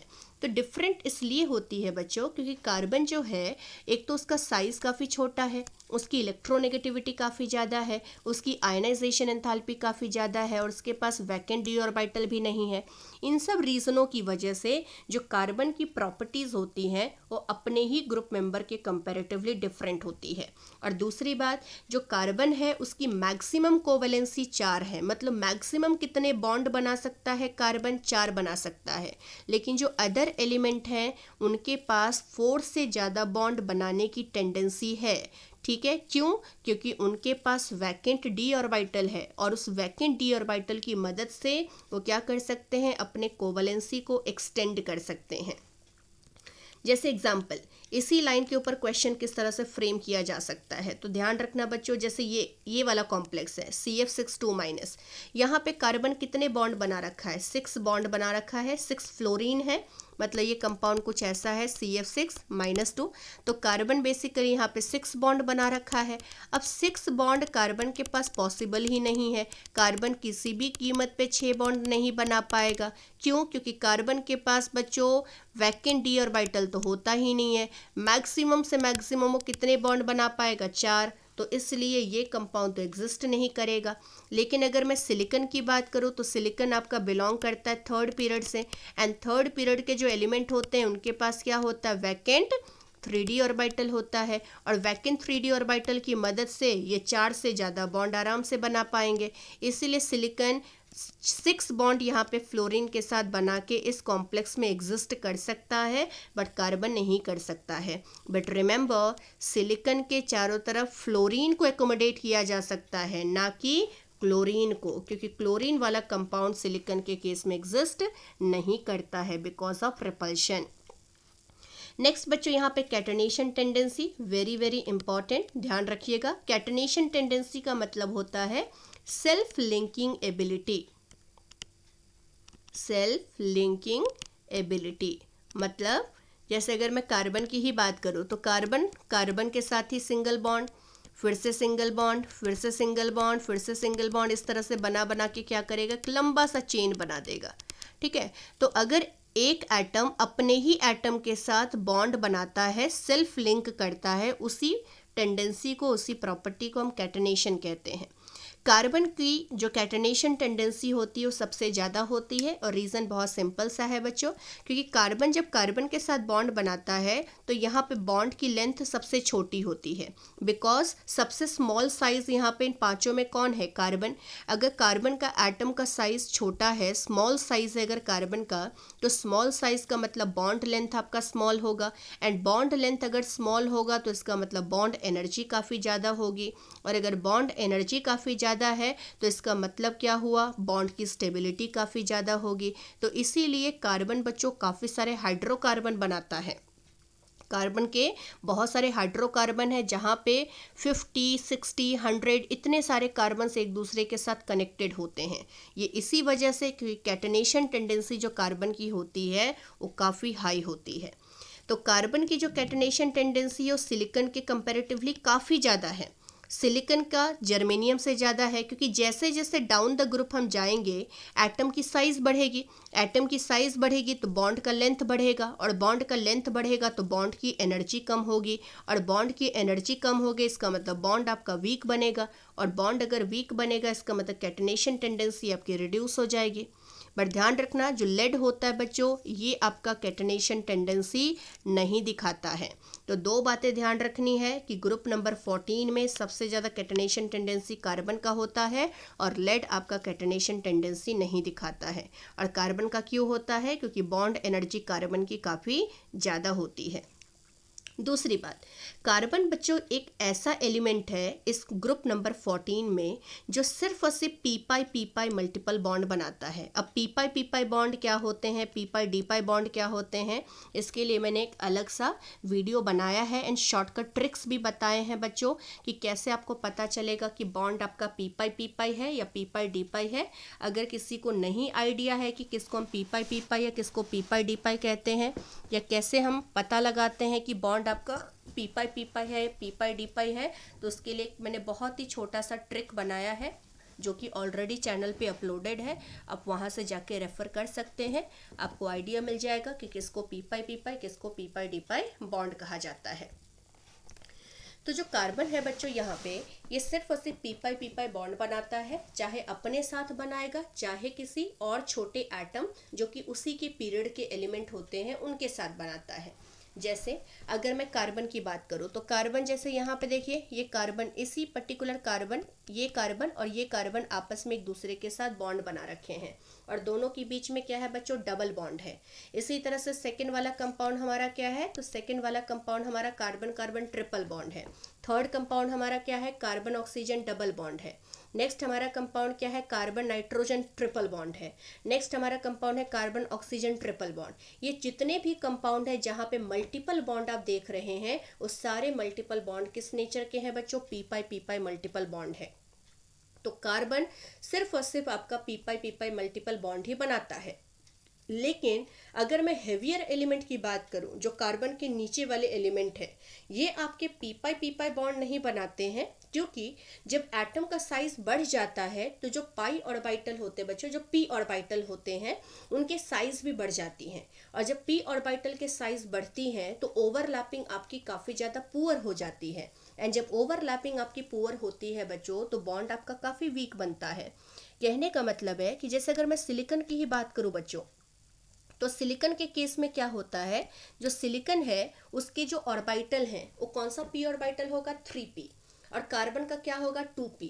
अब 2p और 3p में किसका साइज बड़ा होता है, 3p का साइज बड़ा होता है। तो जब 3p का साइज बड़ा होगा तो दो 3p ऑर्बिटल जब आपस में ओवरलैप करेंगे, वो आपके कम ओवरलैप करेंगे, मतलब पुअर ओवरलैपिंग होगी एज कंपेयर टू जब दो 2p ऑर्बिटल एक दूसरे के साथ ओवरलैप करेगा। तो इसलिए ध्यान रखना कि जब आपका ऑर्बिटल का साइज बढ़ेगा तो ओवरलैपिंग आपकी पुअर हो जाएगी, एंड जब ओवरलैपिंग पुअर होगी तो बॉन्ड आपका वीक बनेगा। ठीक है, तो इसलिए आपका जो हेवियर एलिमेंट होते हैं वो आपके पी पाई बॉन्ड नहीं बनाते हैं, बल्कि वो किस तरह के बॉन्ड को प्रेफर करते हैं, पी पाई डी पाई बॉन्ड को प्रेफर करते हैं। नेक्स्ट है बच्चों यहाँ पे हमारा टॉपिक एलोट्रॉपी। एलोट्रॉपी का मतलब क्या होता है, जब एक ही एलिमेंट एक से ज़्यादा फिजिकल फॉर्म में एग्जिस्ट करता है, उस फिनोमिना को एलोट्रॉपी कहा जाता है। और जितने भी फॉर्म में एग्जिस्ट करता है सभी की केमिकल प्रॉपर्टी तो आपस में सेम होती है, बट फिजिकल प्रॉपर्टी एक दूसरे से डिफरेंट होती है। टिन के पास सबसे ज़्यादा नंबर ऑफ एलोट्रॉप्स होते हैं इस कार्बन फैमिली के अंदर, बट हमारे सिलेबस में ज़्यादातर पूछा जाता है कार्बन के एलोट्रॉप्स। तो कार्बन के एलोट्रॉप्स पे ही हमें फोकस करना है। सबसे पहले यहाँ पे 3 स्ट्रक्चर देख पा रहे होंगे सब लोग, ग्रेफाइट, डायमंड एंड फुलरेन। ये 3 हमारे मेन एलोट्रॉप्स है कार्बन के। अब इनसे क्वेश्चंस क्या क्या आ सकते हैं उसको एक बार डिस्कस कर लेते हैं। तो सबसे पहले डायमंड, ग्रेफाइट एंड फुलरेन से क्या क्या क्वेश्चंस आने के पॉसिबिलिटी होती हैं। पहला पॉइंट ध्यान में रखिएगा, जो हमारा डायमंड होता है बच्चों, ये काफ़ी हार्ड होता है, ट्रांसपेरेंट क्रिस्टल होता है, और जितने भी कार्बन एटम है डायमंड के अंदर उन सबका हाइब्रिडाइजेशन कितना होता है बच्चों, तो सभी का जो हाइब्रिडाइजेशन है वो sp3 होता है। आप देख सकते हैं किसी भी कार्बन को ले लीजिए, जैसे अगर मैं इस कार्बन की ही बात करूं तो ये जो कार्बन है वो 4 कार्बन के साथ कनेक्टेड है, तो इसलिए इसका हाइब्रिडाइजेशन कितना होगा, sp3 हाइब्रिडाइजेशन होगा। उसके बाद हर कार्बन दूसरे कार्बन के साथ किस तरह से बॉन्ड बना रखा है, कोवलेंट बॉन्ड बना रखा है। और इसकी ज्योमेट्री कैसी है देखिए, तो हर कार्बन यहाँ पे 4 कार्बन के साथ कनेक्टेड है टेट्राहेड्रल मैनर में, तो टेट्राहेड्रल ज्योमेट्री हो जाएगी। अगर मैं मेल्टिंग पॉइंट की बात करूँ बच्चों, तो कार्बन जो हमारा कार्बन का जो डायमंड फॉर्म होता है वो काफ़ी हार्डेस्ट मटेरियल होता है, क्योंकि यहाँ पे नेटवर्क सॉलिड बनती हैं, एक कार्बन 4 कार्बन फिर दूसरा कार्बन 4 अदर कार्बन से इस तरह से कनेक्ट हो के आपका एक बहुत ही बड़ा सा जायंट मॉलिक्यूल का फॉर्मेशन होता है, और उस वजह से उसका मेल्टिंग टेम्परेचर काफ़ी ज़्यादा होता है। अगर मैं कार्बन की बात करूं बच्चों, तो ये बहुत ही पुअर कंडक्टर होता है हीट इलेक्ट्रिसिटी का, बट ये एक अच्छा थर्मल कंडक्टर होता है, मतलब हीट को कंडक्ट करता है बट इलेक्ट्रिसिटी को कंडक्ट नहीं करता है। इलेक्ट्रिसिटी को कंडक्ट ना करने के पीछे रीज़न बहुत सिंपल सा है, क्योंकि यहाँ पे देखिए बच्चों, हर कार्बन ने कितने बॉन्ड बना रखे हैं, टोटल 4 बॉन्ड बना रखे हैं, और कार्बन के आउटर शेल में इलेक्ट्रॉन कितने होते हैं, 4। अब 4 इलेक्ट्रॉन है कार्बन के आउटर शेल में, 1s2 2s2 2p2, तो आउटर शेल में 2s एंड 2p, टोटल मिला के 4 इलेक्ट्रॉन्स है, एंड 4 इलेक्ट्रॉन्स को यूज करके कार्बन ऑलरेडी 4 बॉन्ड बना चुका है। तो जब चारों बॉन्ड उसके बन चुके हैं तो उसके पास कोई भी वैलेंस इलेक्ट्रॉन है नहीं, और जब वैलेंस इलेक्ट्रॉन है ही नहीं तो इसका मतलब वो कंडक्ट करेगा नहीं, क्योंकि कंडक्टिविटी, इलेक्ट्रिकल कंडक्टिविटी किसकी वजह से होती है, वैलेंस इलेक्ट्रॉन की वजह से, और वैलेंस इलेक्ट्रॉन तो है नहीं उसके पास, क्योंकि जितने इलेक्ट्रॉन उसके वैलेंस शेल में थे सभी यूज होके बॉन्ड बना चुके हैं, तो इसीलिए इसकी जो कंडक्टिविटी होती है वो काफ़ी कम होती है। एंड लास्ट जो डायमंड होता है बच्चों, ये हर तरह के सॉल्वेंट के अंदर क्या होता है, इनसॉल्युबल होता है। रही बात ग्रेफाइट की बच्चों, तो ग्रेफाइट यहाँ पे क्या है, जो ग्रेफाइट हमारा है ये भी कार्बन का एक एलोट्रॉप है, और इसके स्ट्रक्चर ध्यान में रखिएगा, यहाँ पे इसका स्ट्रक्चर कैसा होता है, it has a 2 dimensional layer structure, जिसमें आप देख सकते हैं कि ये हमारा यहाँ पे स्ट्रक्चर है ग्रेफाइट का, ये आपका ऊपर वाला पहला लेयर है, इसी तरह से ये दूसरा लेयर है, इसी तरह से ऐसे ही लेयर बहुत सारे होंगे। तो इस तरह से जो हमारा ग्रेफाइट है वो लेयर के फॉर्म में एग्जिस्ट करता है, और इस सभी लेयर के अंदर आप देख सकते हैं बच्चों कि एक कार्बन, जैसे अगर मैं सपोज इस कार्बन की बात करूं, तो ये जो कार्बन है ये कितने कार्बन से कनेक्टेड है, टोटल 3 कार्बन से कनेक्टेड है, और हर कार्बन 3 अदर कार्बन से कनेक्टेड है, और यहाँ पे एक हेक्सागोनल रिंग का फॉर्मेशन कर रहा है। अगर मैं हाइब्रिडाइजेशन की बात करूं, तो हाइब्रिडाइजेशन कितना होगा कार्बन का, हर कार्बन का हाइब्रिडाइजेशन यहाँ पे sp2 होगा, मतलब यहाँ पे हर कार्बन अगर 3 बॉन्ड बना रहा है तो 3 बॉन्ड का मतलब है कि उसका हाइब्रिडाइजेशन sp2 हो जाएगा। ठीक है, तो ये सारी चीज़ें ध्यान में रखनी है। तो सबसे पहले in each layer each carbon atom is linked to 3 other carbon via a CC covalent bond, क्योंकि हर कार्बन 3 अदर कार्बन के साथ जो कनेक्टेड है वो किस बॉन्ड के थ्रू कनेक्टेड है, कोवलेंट बॉन्ड के थ्रू कनेक्टेड है। हर कार्बन का हाइब्रिडाइजेशन कितना होता है ग्रेफाइट में, sp2, क्योंकि वो 3 अदर कार्बन से कनेक्टेड होता है।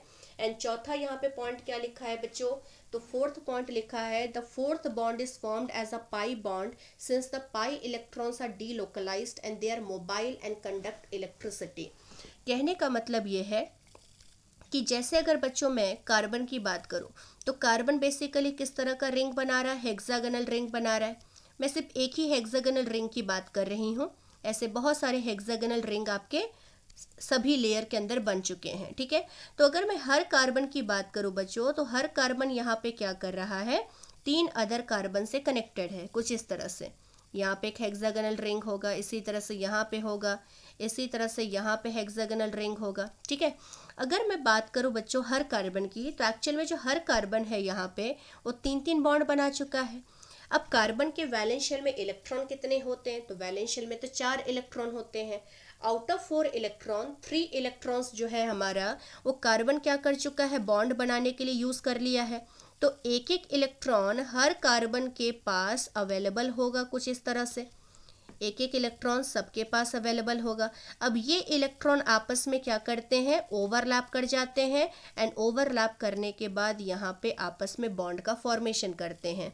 तो एक पाई बॉन्ड बच्चों कहाँ पे बनेगा, एक पाई बॉन्ड आपका यहाँ बनेगा, इनके बीच में ओवरलैपिंग से एक पाई बॉन्ड यहाँ बनेगा और एक पाई बॉन्ड यहाँ बनेगा। उसी तरह से बाकी हेक्सागोनल रिंग के अंदर भी इसी तरह से पाई बॉन्ड बनेंगे। अब सारे जो पाई बॉन्ड के इलेक्ट्रॉन्स हैं ये आपके क्या होते हैं, डीलोकलाइज्ड हो जाते हैं, और उसी डीलोकलाइजेशन की वजह से यहाँ पे क्या होता है, जो ग्रेफाइट होती है वो इलेक्ट्रिसिटी को कंडक्ट करती है। तो यही ध्यान रखना है बच्चों आप लोगों को कि out of 4 electron 3 electrons are already utilised in covalent bond formation, and जो 4th इलेक्ट्रॉन होता है वो हर एटम के पास अवेलेबल होता है, और वो आपका किस में इन्वॉल्व होता है, पाई बॉन्ड को बनाने के अंदर इन्वॉल्व होता है, और उस पाई बॉन्ड के डीलोकलाइजेशन की वजह से ही आपका ग्रेफाइट क्या करता है, इलेक्ट्रिसिटी को कंडक्ट करता है। ग्रेफाइट आपका बच्चा थर्मोडाइनमिकली सबसे ज़्यादा स्टेबल फॉर्म है, तो इसको भी ध्यान में रखना, ये बहुत इंपॉर्टेंट पॉइंट है हमारा कि ग्रेफाइट जो है वो कार्बन का सबसे ज़्यादा स्टेबल थर्मोडाइनमिकली फॉर्म होता है। नेक्स्ट यहाँ पे हम फुलरिन की बात करेंगे। तो फुलरिन के अंदर आपको क्या क्या ध्यान में रखना है बच्चों, जैसे डायमंड के बारे में हमने क्या कहा था कि डायमंड आपका किसी भी ऑर्गेनिक सॉल्वेंट में डिसॉल्व नहीं हो सकता है, लेकिन फुलरिन आपके ऑर्गेनिक सॉल्वेंट में डिसॉल्व हो जाते हैं। फुलरिन का सबसे जो कॉमन फॉर्म है विच इज C60 को हम क्या कहते हैं, बकमिंस्टर फुलरिन कहते हैं, और बकमिंस्टर फुलरिन के अंदर जितने भी कार्बन एटम होते हैं सभी sp2 हाइब्रिडाइज्ड होते हैं, हर एटम का हाइब्रिडाइजेशन sp2 होता है।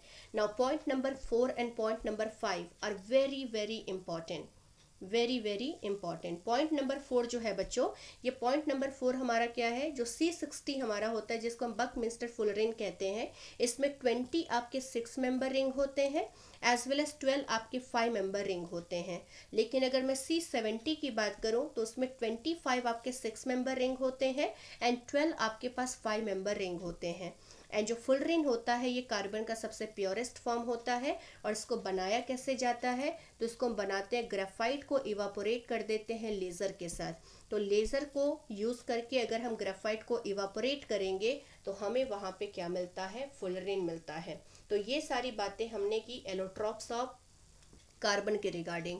नेक्स्ट हमारा जो टॉपिक है बच्चों, छोटे छोटे टॉपिक्स हैं, यहाँ से क्वेश्चंस आने के चांसेस थोड़े से कम रहते हैं, लेकिन जो लास्ट वाला पार्ट हमारा होगा बच्चों silicones as well as silicates, वहाँ से क्वेश्चंस फ्रेम कर दिए जाते हैं।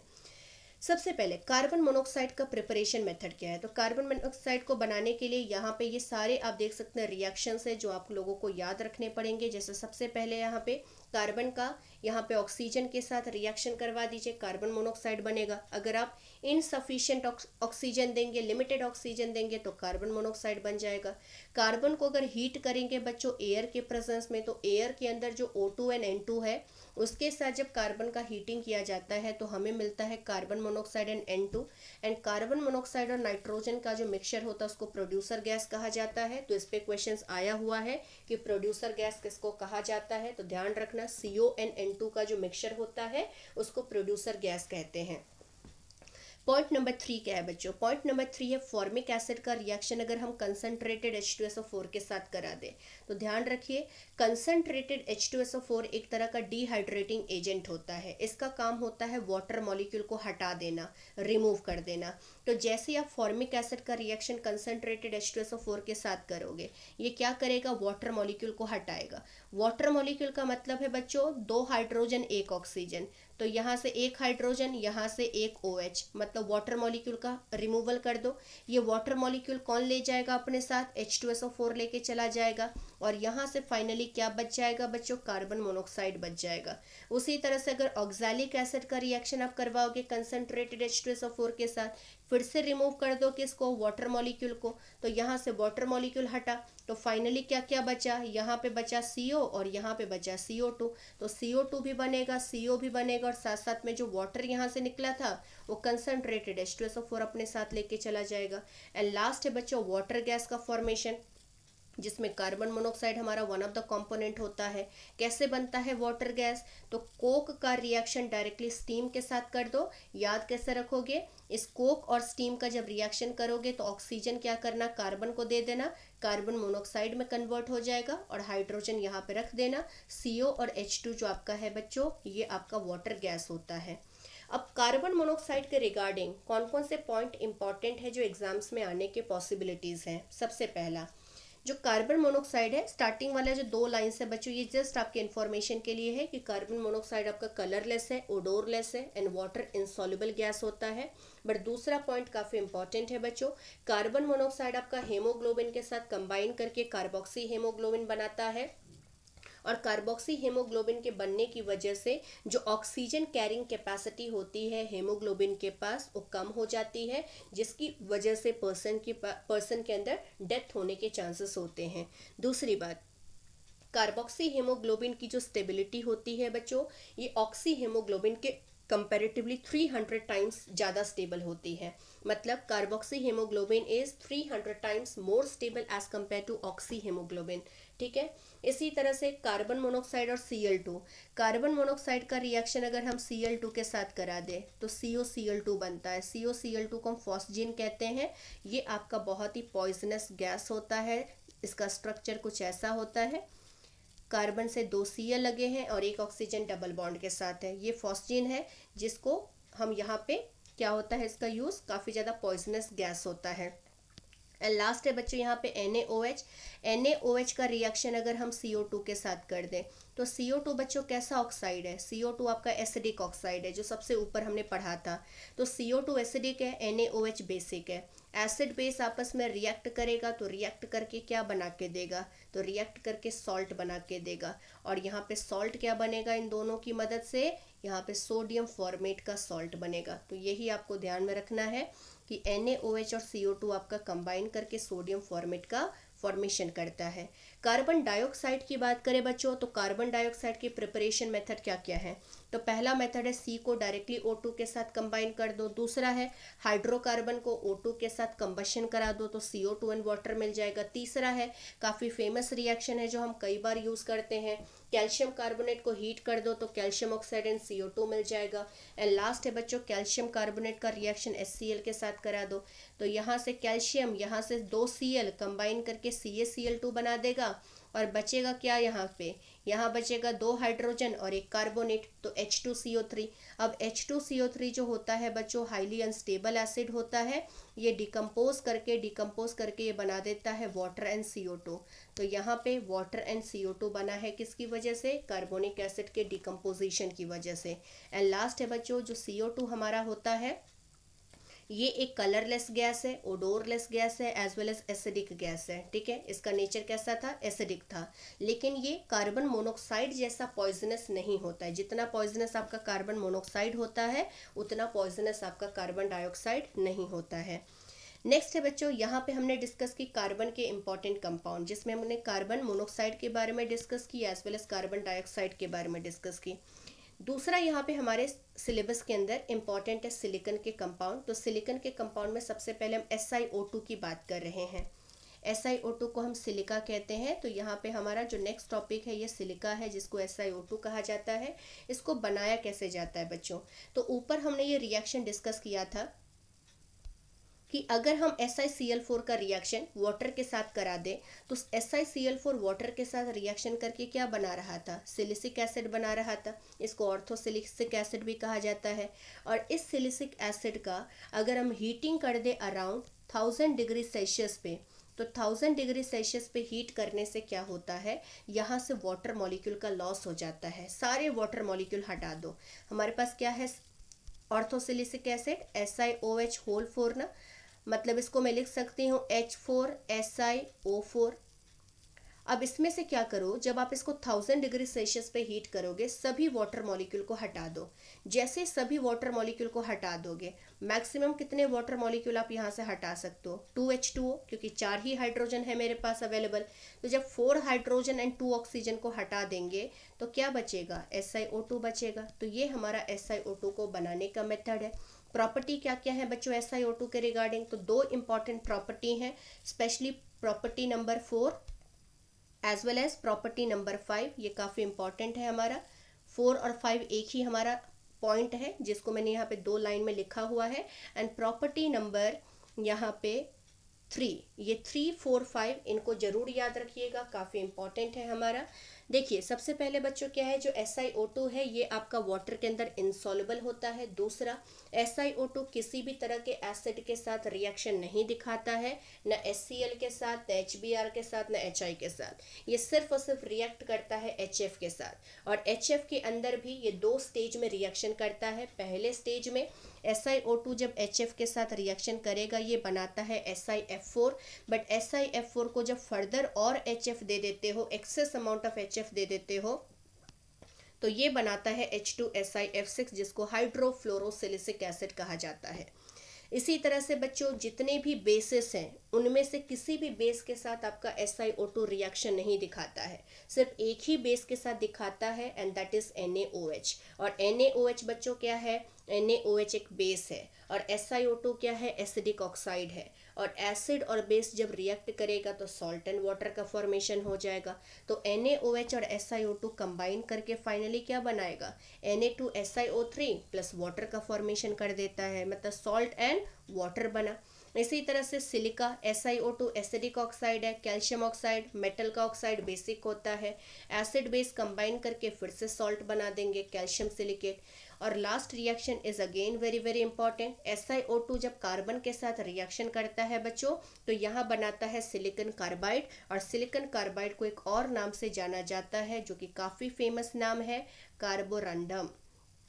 तो इसके ऊपर भी क्वेश्चंस आने के चांस होते हैं कि कार्बोरंडम हम किसको कहते हैं। तो कार्बोरंडम बच्चों यहाँ पे सिलिकॉन कार्बाइड को कहा जाता है।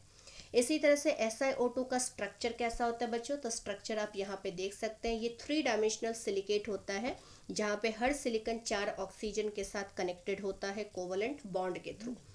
लास्ट यहाँ पे बच्चों हमारा क्या है, सिलिकॉन के अंदर ही 3 कंपाउंड के बारे में हमें डिस्कस करना है। सबसे पहले हम लोगों ने सिलिका के बारे में डिस्कस किया, दूसरा है हमारे पास सिलिकॉन। तो सिलिकॉन एक्चुअली में होता क्या है, ऐसे कंपाउंड सिलिकॉन के जहाँ पे SiO-Si लिंकेज होगा, ठीक है, SiO-Si लिंकेज होगा, एंड R2SiO आपका रिपीटिंग यूनिट होगा। मतलब अगर कोई सिलिकॉन का कोई पॉलीमर है, ऑर्गेनो सिलिकॉन पॉलीमर है, क्या होता है ऑर्गेनो सिलिकॉन, इसको आगे जाके हम रिवाइज कर लेंगे। तो अगर ऐसा कोई सिलिकॉन का कंपाउंड है जिसमें SiO-Si लिंकेज हो एज वेल एज R2SiO आपका रिपीटिंग यूनिट हो, तो हम इस तरह के कंपाउंड को क्या कहते हैं बच्चों, सिलिकॉन कहते हैं। अब सिलिकॉन बनता कैसे है तो उसको एक बार डिस्कस कर लेते हैं बच्चों। तो देखिए क्या होता है, देखिए सबसे पहले जो हमारे पास अल्काइल क्लोराइड है RCl, ये R आपका अल्काइल भी हो सकता है, अराइल भी हो सकता है, ठीक है। तो अगर हम RCl का रिएक्शन सिलिकॉन के साथ कराते हैं कॉपर कैटलिस्ट के प्रेजेंस में at a temperature of around 570 kelvin, तो क्या होता है, ये जो RCl और सिलिकॉन है ये आपस में कंबाइन करके इस तरह के 3 तरह के कंपाउंड बना सकते हैं। यहाँ पे ये जो 3 कंपाउंड मैंने स्ट्रक्चर में दिखाया है वहाँ पे R आपका मिथाइल है बच्चों, बट ऐसा कोई नेसेसरी कंडीशन नहीं है कि ये R हमेशा मिथाइल ही होना चाहिए, ये कोई भी तरह का अल्काइल ग्रुप हो सकता है, किसी भी तरह का अराइल ग्रुप भी हो सकता है। But for simplicity let us से R मैंने मिथाइल यहाँ पे ले लिया, ये जो R है यहाँ पे सपोज मैंने इसको मिथाइल ले लिया, तो जब मिथाइल क्लोराइड सिलिकॉन के साथ इस कंडीशन में जब रिएक्ट करेगा तो 3 डिफरेंट कंपाउंड के बनने के पॉसिबिलिटी होती हैं। पहला कंपाउंड ऐसा है जिसमें सिलिकॉन के साथ 3 Cl लगा हुआ है, इसको हम कहते हैं ट्राइक्लोरोसिलेन, इसको कहा जाता है ट्राइक्लोरोसिलेन। अगर 2 Cl लगा है तो डाइक्लोरोसिलेन होगा, और अगर 1 Cl लगा है तो इसको मोनोक्लोरोसिलेन कहा जाता है। तो यहाँ पे मैं ये कह रही हूँ कि जब यहाँ पे अल्काइल क्लोराइड या अराइल क्लोराइड जब सिलिकॉन के साथ रिएक्ट करता है कॉपर कैटलिस्ट के प्रेजेंस में at a temperature of around 570 kelvin, तो 3 तरह के कंपाउंड के बनने के चांसेस होते हैं, डाइक्लोरोसिलेन, मोनोक्लोरोसिलेन एंड ट्राइक्लोरोसिलेन। अब ये जो सिलेन बना है बच्चों, इसका हाइड्रोलिसिस किया जाता है, और इसके हाइड्रोलिसिस के बाद जो प्रोडक्ट बनते हैं उन्हीं के बीच में हमें पॉलीमराइजेशन रिएक्शन करना पड़ता है, मतलब उनको हम एक एक करके ज्वाइन करके पॉलीमर का फॉर्मेशन करेंगे, और जो पॉलीमर बनता है उसी को सिलिकॉन कहा जाता है। अब इस लाइन को एक बार हम रिएक्शंस के थ्रू ज़्यादा अच्छे से अंडरस्टैंड कर पाएंगे। तो देखिए यहाँ पे बच्चों सबसे पहले क्या किया हमने, जैसे ये वाला जो रिएक्शन यहाँ पे है इस पेज पे, ये आपका डाइक्लोरोसिलेन को बनाने का मेथड है। ऐसा ही मेथड हम मोनोक्लोरोसिलेन के लिए भी लगा सकते हैं और सेम ही मेथड आपका ट्राइक्लोरोसिलेन के लिए भी एप्लीकेबल होगा। तो यहाँ पे देखिए बच्चों क्या किया हमने, जो 2 मोल ऑफ CH3Cl है ये सिलिकॉन के साथ कंबाइन करके क्या बना रहा है, डाइक्लोरोसिलेन बना रहा है। अब ये जो डाइक्लोरोसिलेन है वो कैसा है बच्चों, तो सिलिकॉन के साथ है यहाँ पे 2 मिथाइल ग्रुप और 2 Cl ग्रुप। ये हमारा डाइक्लोरोसिलेन है, 2 Cl मतलब डाइक्लोरोसिलेन। हम इसका क्या करेंगे, हाइड्रोलिसिस कराएंगे। हाइड्रोलिसिस मतलब वाटर के साथ रिएक्शन करेंगे। तो क्या करेंगे बच्चों, वाटर में रिएक्शन किस तरह से होती है, इमेजिन करो वाटर के मॉलिक्यूल को कुछ इस तरह से, यहाँ से HCl का रिमूवल कर दो, HCl के रिमूवल होने के बाद सिलिकॉन के साथ डायरेक्टली OH लगा दो। उसी तरह से यहाँ पे भी Cl को हटा के डायरेक्टली किसको लगा दो, OH को लगा दो। तो क्या मिलेगा, कुछ इस तरह का कंपाउंड मिलेगा, जहाँ पे दोनों Cl को हमने किससे रिप्लेस कर दिया, OH के साथ रिप्लेस कर दिया। अब यहाँ पे ये जो हाइड्रोलिसिस हुआ है, ये जो हमारा ऊपर में डाइक्लोरोसिलेन था, इस डाइक्लोरोसिलेन को हाइड्रोलाइज करने के बाद, वाटर के साथ रिएक्शन करने के बाद ये प्रोडक्ट हमारा बना। अब इन प्रोडक्ट को आपस में कनेक्ट कर करके हमें पॉलीमर बनाना है। कैसे बनाना है देखिए, तो जैसे यहाँ पे देखिए बच्चों, एक मॉलिक्यूल मैंने ये ले लिया, हाइड्रोलाइज करने के बाद जो प्रोडक्ट मिला है, दूसरा ये ले लिया। इसी तरह से कितने लेने हैं, n नंबर ऑफ यूनिट को लेने हैं। अब जब 2 यूनिट आपस में कंबाइन करेगा बच्चों, तो उस कॉम्बिनेशन के दौरान एक मॉलिक्यूल का हाइड्रोजन दूसरे मॉलिक्यूल का OH कंबाइन करके वाटर मॉलिक्यूल को रिमूव कर देगा। एंड आफ्टर द रिमूवल दोनों सिलिकॉन के बीच में क्या हो जाएगी, ये ऑक्सीजन आपका लिंकेज के फॉर्म में आ जाएगा। मतलब SiO-Si लिंकेज का फॉर्मेशन होता रहेगा बच्चों। तो यहाँ पे तो सिर्फ मैंने 2 ही यूनिट दिखाए हैं, लेकिन इस तरह से कितने यूनिट आपस में रिएक्ट करेंगे, n नंबर ऑफ यूनिट। और जब n नंबर ऑफ यूनिट इस तरह से कंबाइन करते जाएंगे तो क्या बनेगा, एक पॉलीमर बनेगा। और उसी पॉलीमर के अंदर बच्चों क्या होगा, एक तो SiO-Si लिंकेज होगा और एक आपका देखिए R2, R यहाँ पे कौन है, मिथाइल। तो 2 मिथाइल SiO, ये लिंकेज हमारा रिपीटिंग यूनिट होगा। आप देख सकते हैं यहाँ पे क्या लिखा है, यहाँ पे लिखा है n number of this unit. मतलब ये जो आपका R2SiO है बच्चों, ये R2SiO कितने यूनिट है, n नंबर ऑफ यूनिट है। मतलब ये यूनिट आपका रिपीट हो रहा है इस पूरे पॉलीमर चेन के अंदर। इसी को हम सिलिकॉन कहते हैं। तो ये जो सिलिकॉन बना है बच्चों, इसको हम लीनियर सिलिकॉन कहेंगे या लीनियर पॉलीमर कहेंगे, क्योंकि यहाँ पे जितने भी यूनिट आपस में कंबाइन कर रहे हैं सभी एक दूसरे के रेस्पेक्ट में 180 डिग्री एंगल पे कंबाइन कर रहे हैं। तो ये आपका एक लीनियर चेन का फॉर्मेशन करता है। इस तरह का एक चेन बनेगा, लंबा सा चेन, इसको हम लीनियर पॉलीमर या लीनियर सिलिकॉन कहेंगे। दूसरा जो यहाँ पे बच्चों आप देख सकते हैं रिएक्शन, इसमें देखिए सिलिकॉन के साथ कितने Cl लगा हुआ है, सिर्फ एक ही Cl। तो ये आपका मोनोक्लोरोसिलेन है। मोनोक्लोरोसिलेन का अगर हाइड्रोलिसिस करोगे तो एक ही बार आपका पानी का मॉलिक्यूल रिएक्ट करेगा, एक ही बार वाटर के मॉलिक्यूल का रिएक्शन होगा और Cl को रिप्लेस कर देना OH के साथ। अब इसी तरह से एक और यूनिट ले आइए और दोनों के बीच में रिएक्शन करवा दीजिए, वाटर का रिमूवल हो जाएगा। एंड रिमूवल होने के बाद बच्चों सिलिकॉन के बीच में ऑक्सीजन का लिंकेज आ जाएगा। अब गौर से देखिए, ये जो 2 यूनिट जिनको आपस में मैंने ज्वाइन कर दिया है ऑक्सीजन के लिंकेज के थ्रू, इन दोनों सिलिकॉन के किसी भी एटम पे अब आपका कोई भी OH ग्रुप नहीं रहा है। मतलब ये जो OH ग्रुप है अब किसी भी सिलिकॉन के ऊपर अवेलेबल नहीं है। तो फर्दर वाटर के मॉलिक्यूल का रिमूवल तो पॉसिबल ही नहीं है। वाटर का मॉलिक्यूल रिमूव तब किया जा सकता है 2 यूनिट को ज्वाइन करने के दौरान, अगर उनके पास एक एक OH ग्रुप होगा। बट अब तो किसी के पास भी OH ग्रुप नहीं है। इसका मतलब ये जो प्रोडक्ट यहाँ पे बना है बच्चों, ये फर्दर आपका केमिकल रिएक्शन में पार्ट नहीं ले पाएगा और रिएक्शन यहाँ तक ही रुक जाएगा। तो अगर यहाँ पे बच्चों देखेंगे तो सिर्फ 2 ही यूनिट को हम आपस में ज्वाइन कर पाए हैं। तो ये हमारा क्या हुआ, ये हमारा डाइमर बनेगा। तो इसको हम, ये भी हमारा सिलिकॉन है लेकिन ये सबसे सिंपल सिलिकॉन है जो कि डाइमरिक फॉर्म में है। एंड लास्ट है बच्चों यहाँ पे ट्राइक्लोरोसिलेन का। तो ट्राइक्लोरोसिलेन में देखिए यहाँ पे क्या है बच्चों, 3 Cl है, तो 3 बार वाटर मॉलिक्यूल को लेके आना पड़ेगा और 3 टाइम्स यहाँ पे Cl will be replaced by OH group. अब हमें क्या करना है, ये जो प्रोडक्ट मिला है हाइड्रोलिसिस के बाद, इसी के n नंबर ऑफ यूनिट को लेके आना है और आपस में कंबाइन कर देना है। और जब बच्चों आप n नंबर ऑफ यूनिट इस तरह से लेके आओगे तो इस तरह का एक पॉलीमर बनता है, जिसमें आप देखिए एक चेन आपका ऊपर है, दूसरा चेन आपका नीचे है और दोनों चेन के बीच में ऑक्सीजन का लिंकेज आ चुका है। तो जब आपके पास 2 पॉलीमर के चेन हो और दोनों के बीच में ऑक्सीजन का लिंकेज आ जाए तो हम इस तरह के पॉलीमर को कहते हैं क्रॉस लिंक्ड पॉलीमर। मतलब जो हमारा डाइक्लोरोसिलेन था बच्चों, जो कि ऊपर मैंने आप लोगों को कहा था, तो डाइक्लोरोसिलेन आपका लीनियर चेन पॉलीमर बनाता है, मोनोक्लोरोसिलेन आपका डाइमर बनाता है और ट्राइक्लोरोसिलेन आपका क्या बनाता है, क्रॉस लिंक्ड पॉलीमर बनाता है। ठीक है। एंड लास्ट जो हमारा बच्चों इस चैप्टर का टॉपिक है दैट इज सिलिकेट। सिलिकेट में आपको बस यहाँ पे ध्यान रखना है इनके फॉर्मूले ही सबसे ज़्यादा इंपॉर्टेंट है। तो सबसे पहले आपका जो सिलिकेट है दैट इज़ ऑर्थोसिलिकेट। ऑर्थोसिलिकेट किसको कहा जाता है, ऐसे सिंपल सिलिकेट्स को कहा जाता है जिसमें क्या होती है बच्चों, SiO4 माइनस आपका यूनिट होता है। ठीक है, मतलब सिलिकन के साथ क्या होगा, जैसे ये ग्रीन वाला जो एटम है सेंटर में, ये आपका सिलिकन है और इसके साथ 4 ये जो पिंक वाले एटम देख रहे हैं ये आपके ऑक्सीजन है और टेट्राहेड्रल अरेंजमेंट है। इसी को हम क्या कहते हैं बच्चों, इस तरह के अरेंजमेंट को टेट्राहेड्रल अरेंजमेंट कहते हैं और इसको हम SiO4 माइनस यूनिट कहते हैं। इसी को ऑर्थोसिलिकेट कहा जाता है। पायरोसिलिकेट बच्चों क्या होता है, ये जो ऑर्थोसिलिकेट है इसी तरह से एक और ऑर्थोसिलिकेट को लेके आ जाइए और दोनों के बीच में एक ऑक्सीजन आपका कॉमन हो जाएगा। तो आप देख सकते हैं ये आपका एक यूनिट है, एक ये यूनिट है, एक ये यूनिट है और दोनों के बीच में एक ऑक्सीजन कॉमन आ चुका है।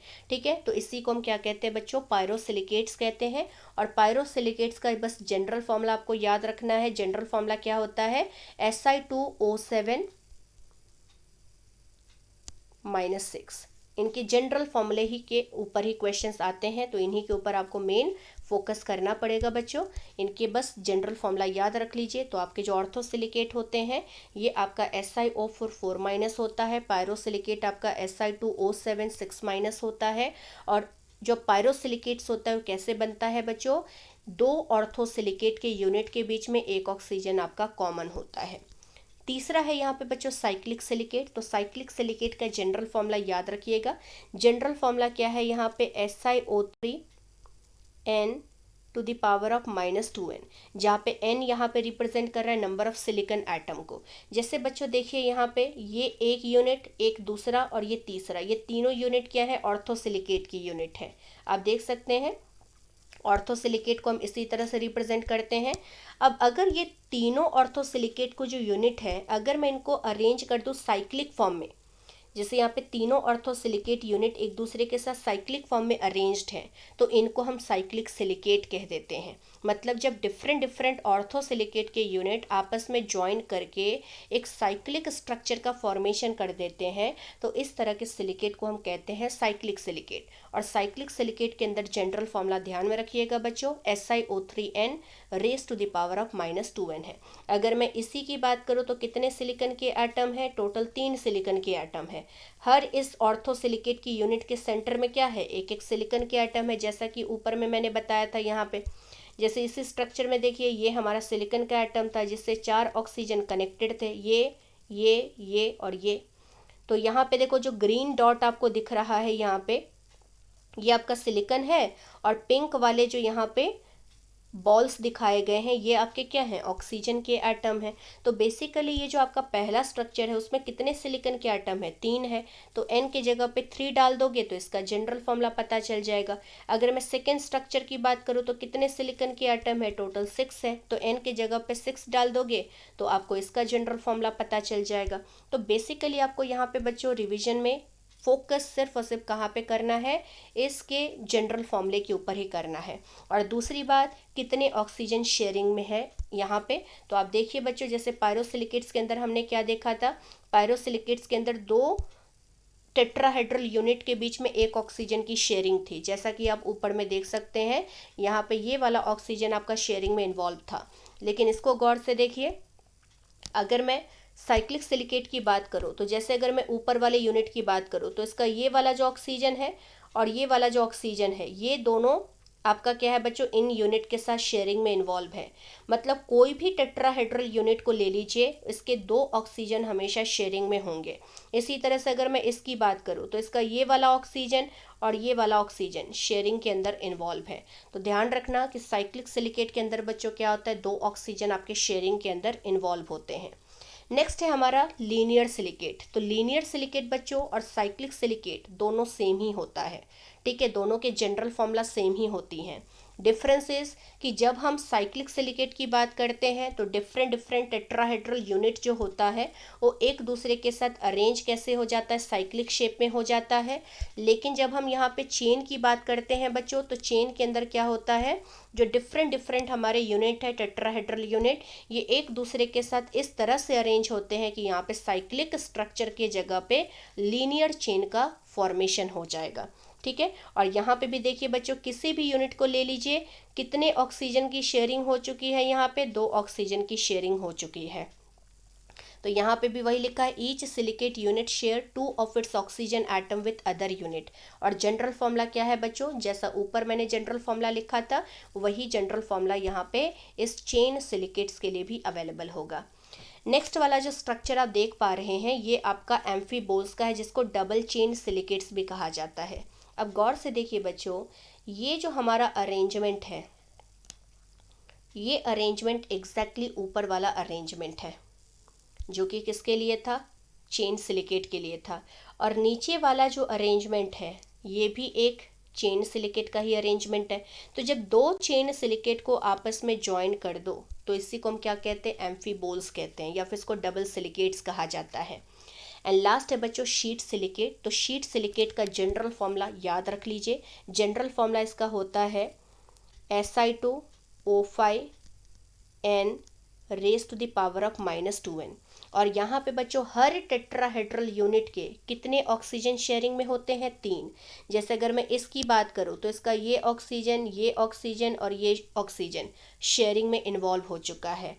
तो शीट सिलिकेट ऐसे सिलिकेट्स को कहा जाता है जिसके कितने ऑक्सीजन शेयरिंग में होते हैं बच्चों, 3 ऑक्सीजन शेयरिंग में होते हैं। और जनरल फॉर्मूला क्या होता है, Si2O5n raise to the power of -2n। और ये एक 2 डायमेंशनल शीट जैसे स्ट्रक्चर में एग्जिस्ट करता है। जैसे यहाँ पे ये जो स्ट्रक्चर आप देखोगे बच्चों, ये आपका 2 डायमेंशनल स्ट्रक्चर है, दिस इज 2D स्ट्रक्चर, ये शीट के फॉर्म में ही एग्जिस्ट करता है। एंड लास्ट है बच्चों यहाँ पे सिलिकेट के अंदर ही 3 डायमेंशनल सिलिकेट। तो 3 डायमेंशनल सिलिकेट बच्चों एग्जैक्टली ये है जो ऊपर हमने डिस्कस किया था, SiO2 का स्ट्रक्चर, इसी को हम क्या कहते हैं, 3 डायमेंशनल सिलिकेट कहते हैं। मतलब SiO2 ही हमारा क्या होता है, 3D सिलिकेट्स होता है, जिसमें आप देख सकते हैं बच्चों जो डिफरेंट डिफरेंट SiO2 यूनिट है, ये हमारा एक SiO2 यूनिट है, इसी तरह से ये हमारा दूसरा SiO2 यूनिट है, इसी तरह से ये तीसरा SI यूनिट है, इसी तरह से ये हमारा 4th SiO2 यूनिट है। तो अलग अलग SiO2 यूनिट आपस में एक दूसरे के साथ कनेक्टेड होते हैं। और किसी भी सिलिकॉन का ले लीजिए बच्चों, इस सारे सिलिकॉन के चारों ऑक्सीजन आपके शेयरिंग में इन्वॉल्व हैं। कोई भी यूनिट ले लीजिए, हर सिलिकॉन के 4 ऑक्सीजन आपके शेयरिंग में इन्वॉल्व होते हैं। मतलब कहने का ये है कि जो हमारा 3 डायमेंशनल सिलिकेट्स होता है उसके चारों ऑक्सीजन आपके शेयरिंग में इन्वॉल्व होते हैं। So all the oxygen atom of silicon are actually involve in sharing.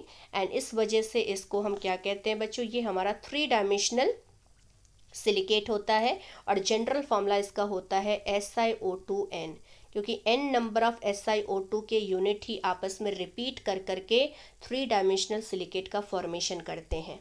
अगर उसी 3 डायमेंशनल सिलिकेट के अंदर बच्चों अगर हम सिलिकॉन के कुछ एटम को एल्यूमिनियम से रिप्लेस कर देंगे तो हमें सिलिकेट के जगह पे उसको क्या कहना पड़ेगा, एल्यूमिनो सिलिकेट कहना पड़ेगा। मतलब if few silicon atoms in the 3-dimensional SiO2 structure will be replaced by few silicon atom, then हम उस तरह के कंपाउंड को, उस तरह के स्ट्रक्चर को क्या कहेंगे, एल्यूमिनो सिलिकेट कहेंगे। एंड सोडियम एल्यूमिनो सिलिकेट को बच्चों जियोलाइट कहा जाता है। और जियोलाइट एक बहुत ही अच्छा शेप सेलेक्टिव कैटलिस्ट होता है जिसका स्ट्रक्चर कैसा होता है, Honey comb like. And use यहाँ पे ध्यान में रखिएगा, यूज़ काफ़ी ज़्यादा यहाँ पे जियोलाइट्स के ऊपर क्वेश्चंस आ जाते हैं, जिसमें सबसे पहला यूज़ क्या है बच्चों, जियोलाइट ऐसा कैटलिस्ट है जिसको हम पेट्रोकेमिकल इंडस्ट्री में यूज़ करते हैं फॉर क्रैकिंग पर्पस। क्रैकिंग किसको कहा जाता है, जब बड़े बड़े हाइड्रोकार्बन चेन को ब्रेक किया जाता है स्मॉलर पोर्शन में, तो उस प्रोसेस को क्रैकिंग कहा जाता है या पायरोलिसिस कहा जाता है। तो जो पेट्रोकेमिकल इंडस्ट्री है उसमें हम यूज़ करते हैं जियोलाइट को क्रैकिंग ऑफ हाइड्रोकार्बन को as well as isomerisation process के लिए यूज़ किया जाता है। एंड दूसरा बच्चों काफ़ी इंपॉर्टेंट है एनसीईआरटी का लाइन, जेडिसम-5 को हम यूज़ करते हैं अल्कोहल को गैसोलीन मतलब पेट्रोल में कन्वर्ट करने के लिए, जहाँ पे जेडिसम का मतलब होता है जियोलाइट सुकोनी मोबाइल, इसका फुल फॉर्म है zeolite Socony Mobil. And last है बच्चों hydrated zeolite are used as a ion exchanger in softening of hard water. Zeolite के दो इंपॉर्टेंट एप्लीकेशन है, सबसे पहला एक तो ये पेट्रोकेमिकल इंडस्ट्री में यूज़ किया जाता है cracking as well as isomerisation process के लिए, दूसरा जेडिसम-5 की अगर बात करें तो अल्कोहल को ये गैसोलीन में कन्वर्ट कर देता है। एंड तीसरी बात जो हाइड्रेटेड जियोलाइट्स होते हैं बच्चों, इनका काम होता है हार्ड वाटर को सॉफ्ट बनाने के लिए। तो यहाँ पे बच्चों हमारे एक एक पॉइंट जो थे इस चैप्टर के रिगार्डिंग, जो कि जहाँ से पॉसिबिलिटी होती है क्वेश्चंस के आने की, या फिर जो जो क्वेश्चंस आपके इस चैप्टर से आ चुके हैं वो सारी बातें हम लोगों ने यहाँ पे डिस्कस कर रखी हैं। तो अगर आप इस वीडियो को ही बस अच्छे से फॉलो कर लेते हो नीट के लिए या फिर जेई के लिए, तो आपका मैक्सिमम टॉपिक आराम से रिवाइज हो जाएगा एंड बहुत ही आसानी से आप इस चैप्टर के अंदर स्कोर कर पाएंगे। बस आपको इतने ही टॉपिक के ऊपर फोकस करना है, इसके बियॉन्ड आप लोगों को जाने की ज़रूरत नहीं है। थैंक यू वेरी मच बच्चों, अगर पसंद आएगा वीडियो तो प्लीज़ इसको लाइक कीजिएगा, एज वेल एज जिन बच्चों ने अभी तक सब्सक्राइब नहीं किया है मेरे चैनल को, आप लोग सब्सक्राइब कर सकते हैं ताकि आप लोगों को फ्यूचर में और भी वीडियोस केमिस्ट्री में मिलते रहेंगे जो आप लोगों के लिए आने वाले फ्यूचर के लिए काफ़ी ज़्यादा बेनिफिशियल रहेगा। Thank you very much.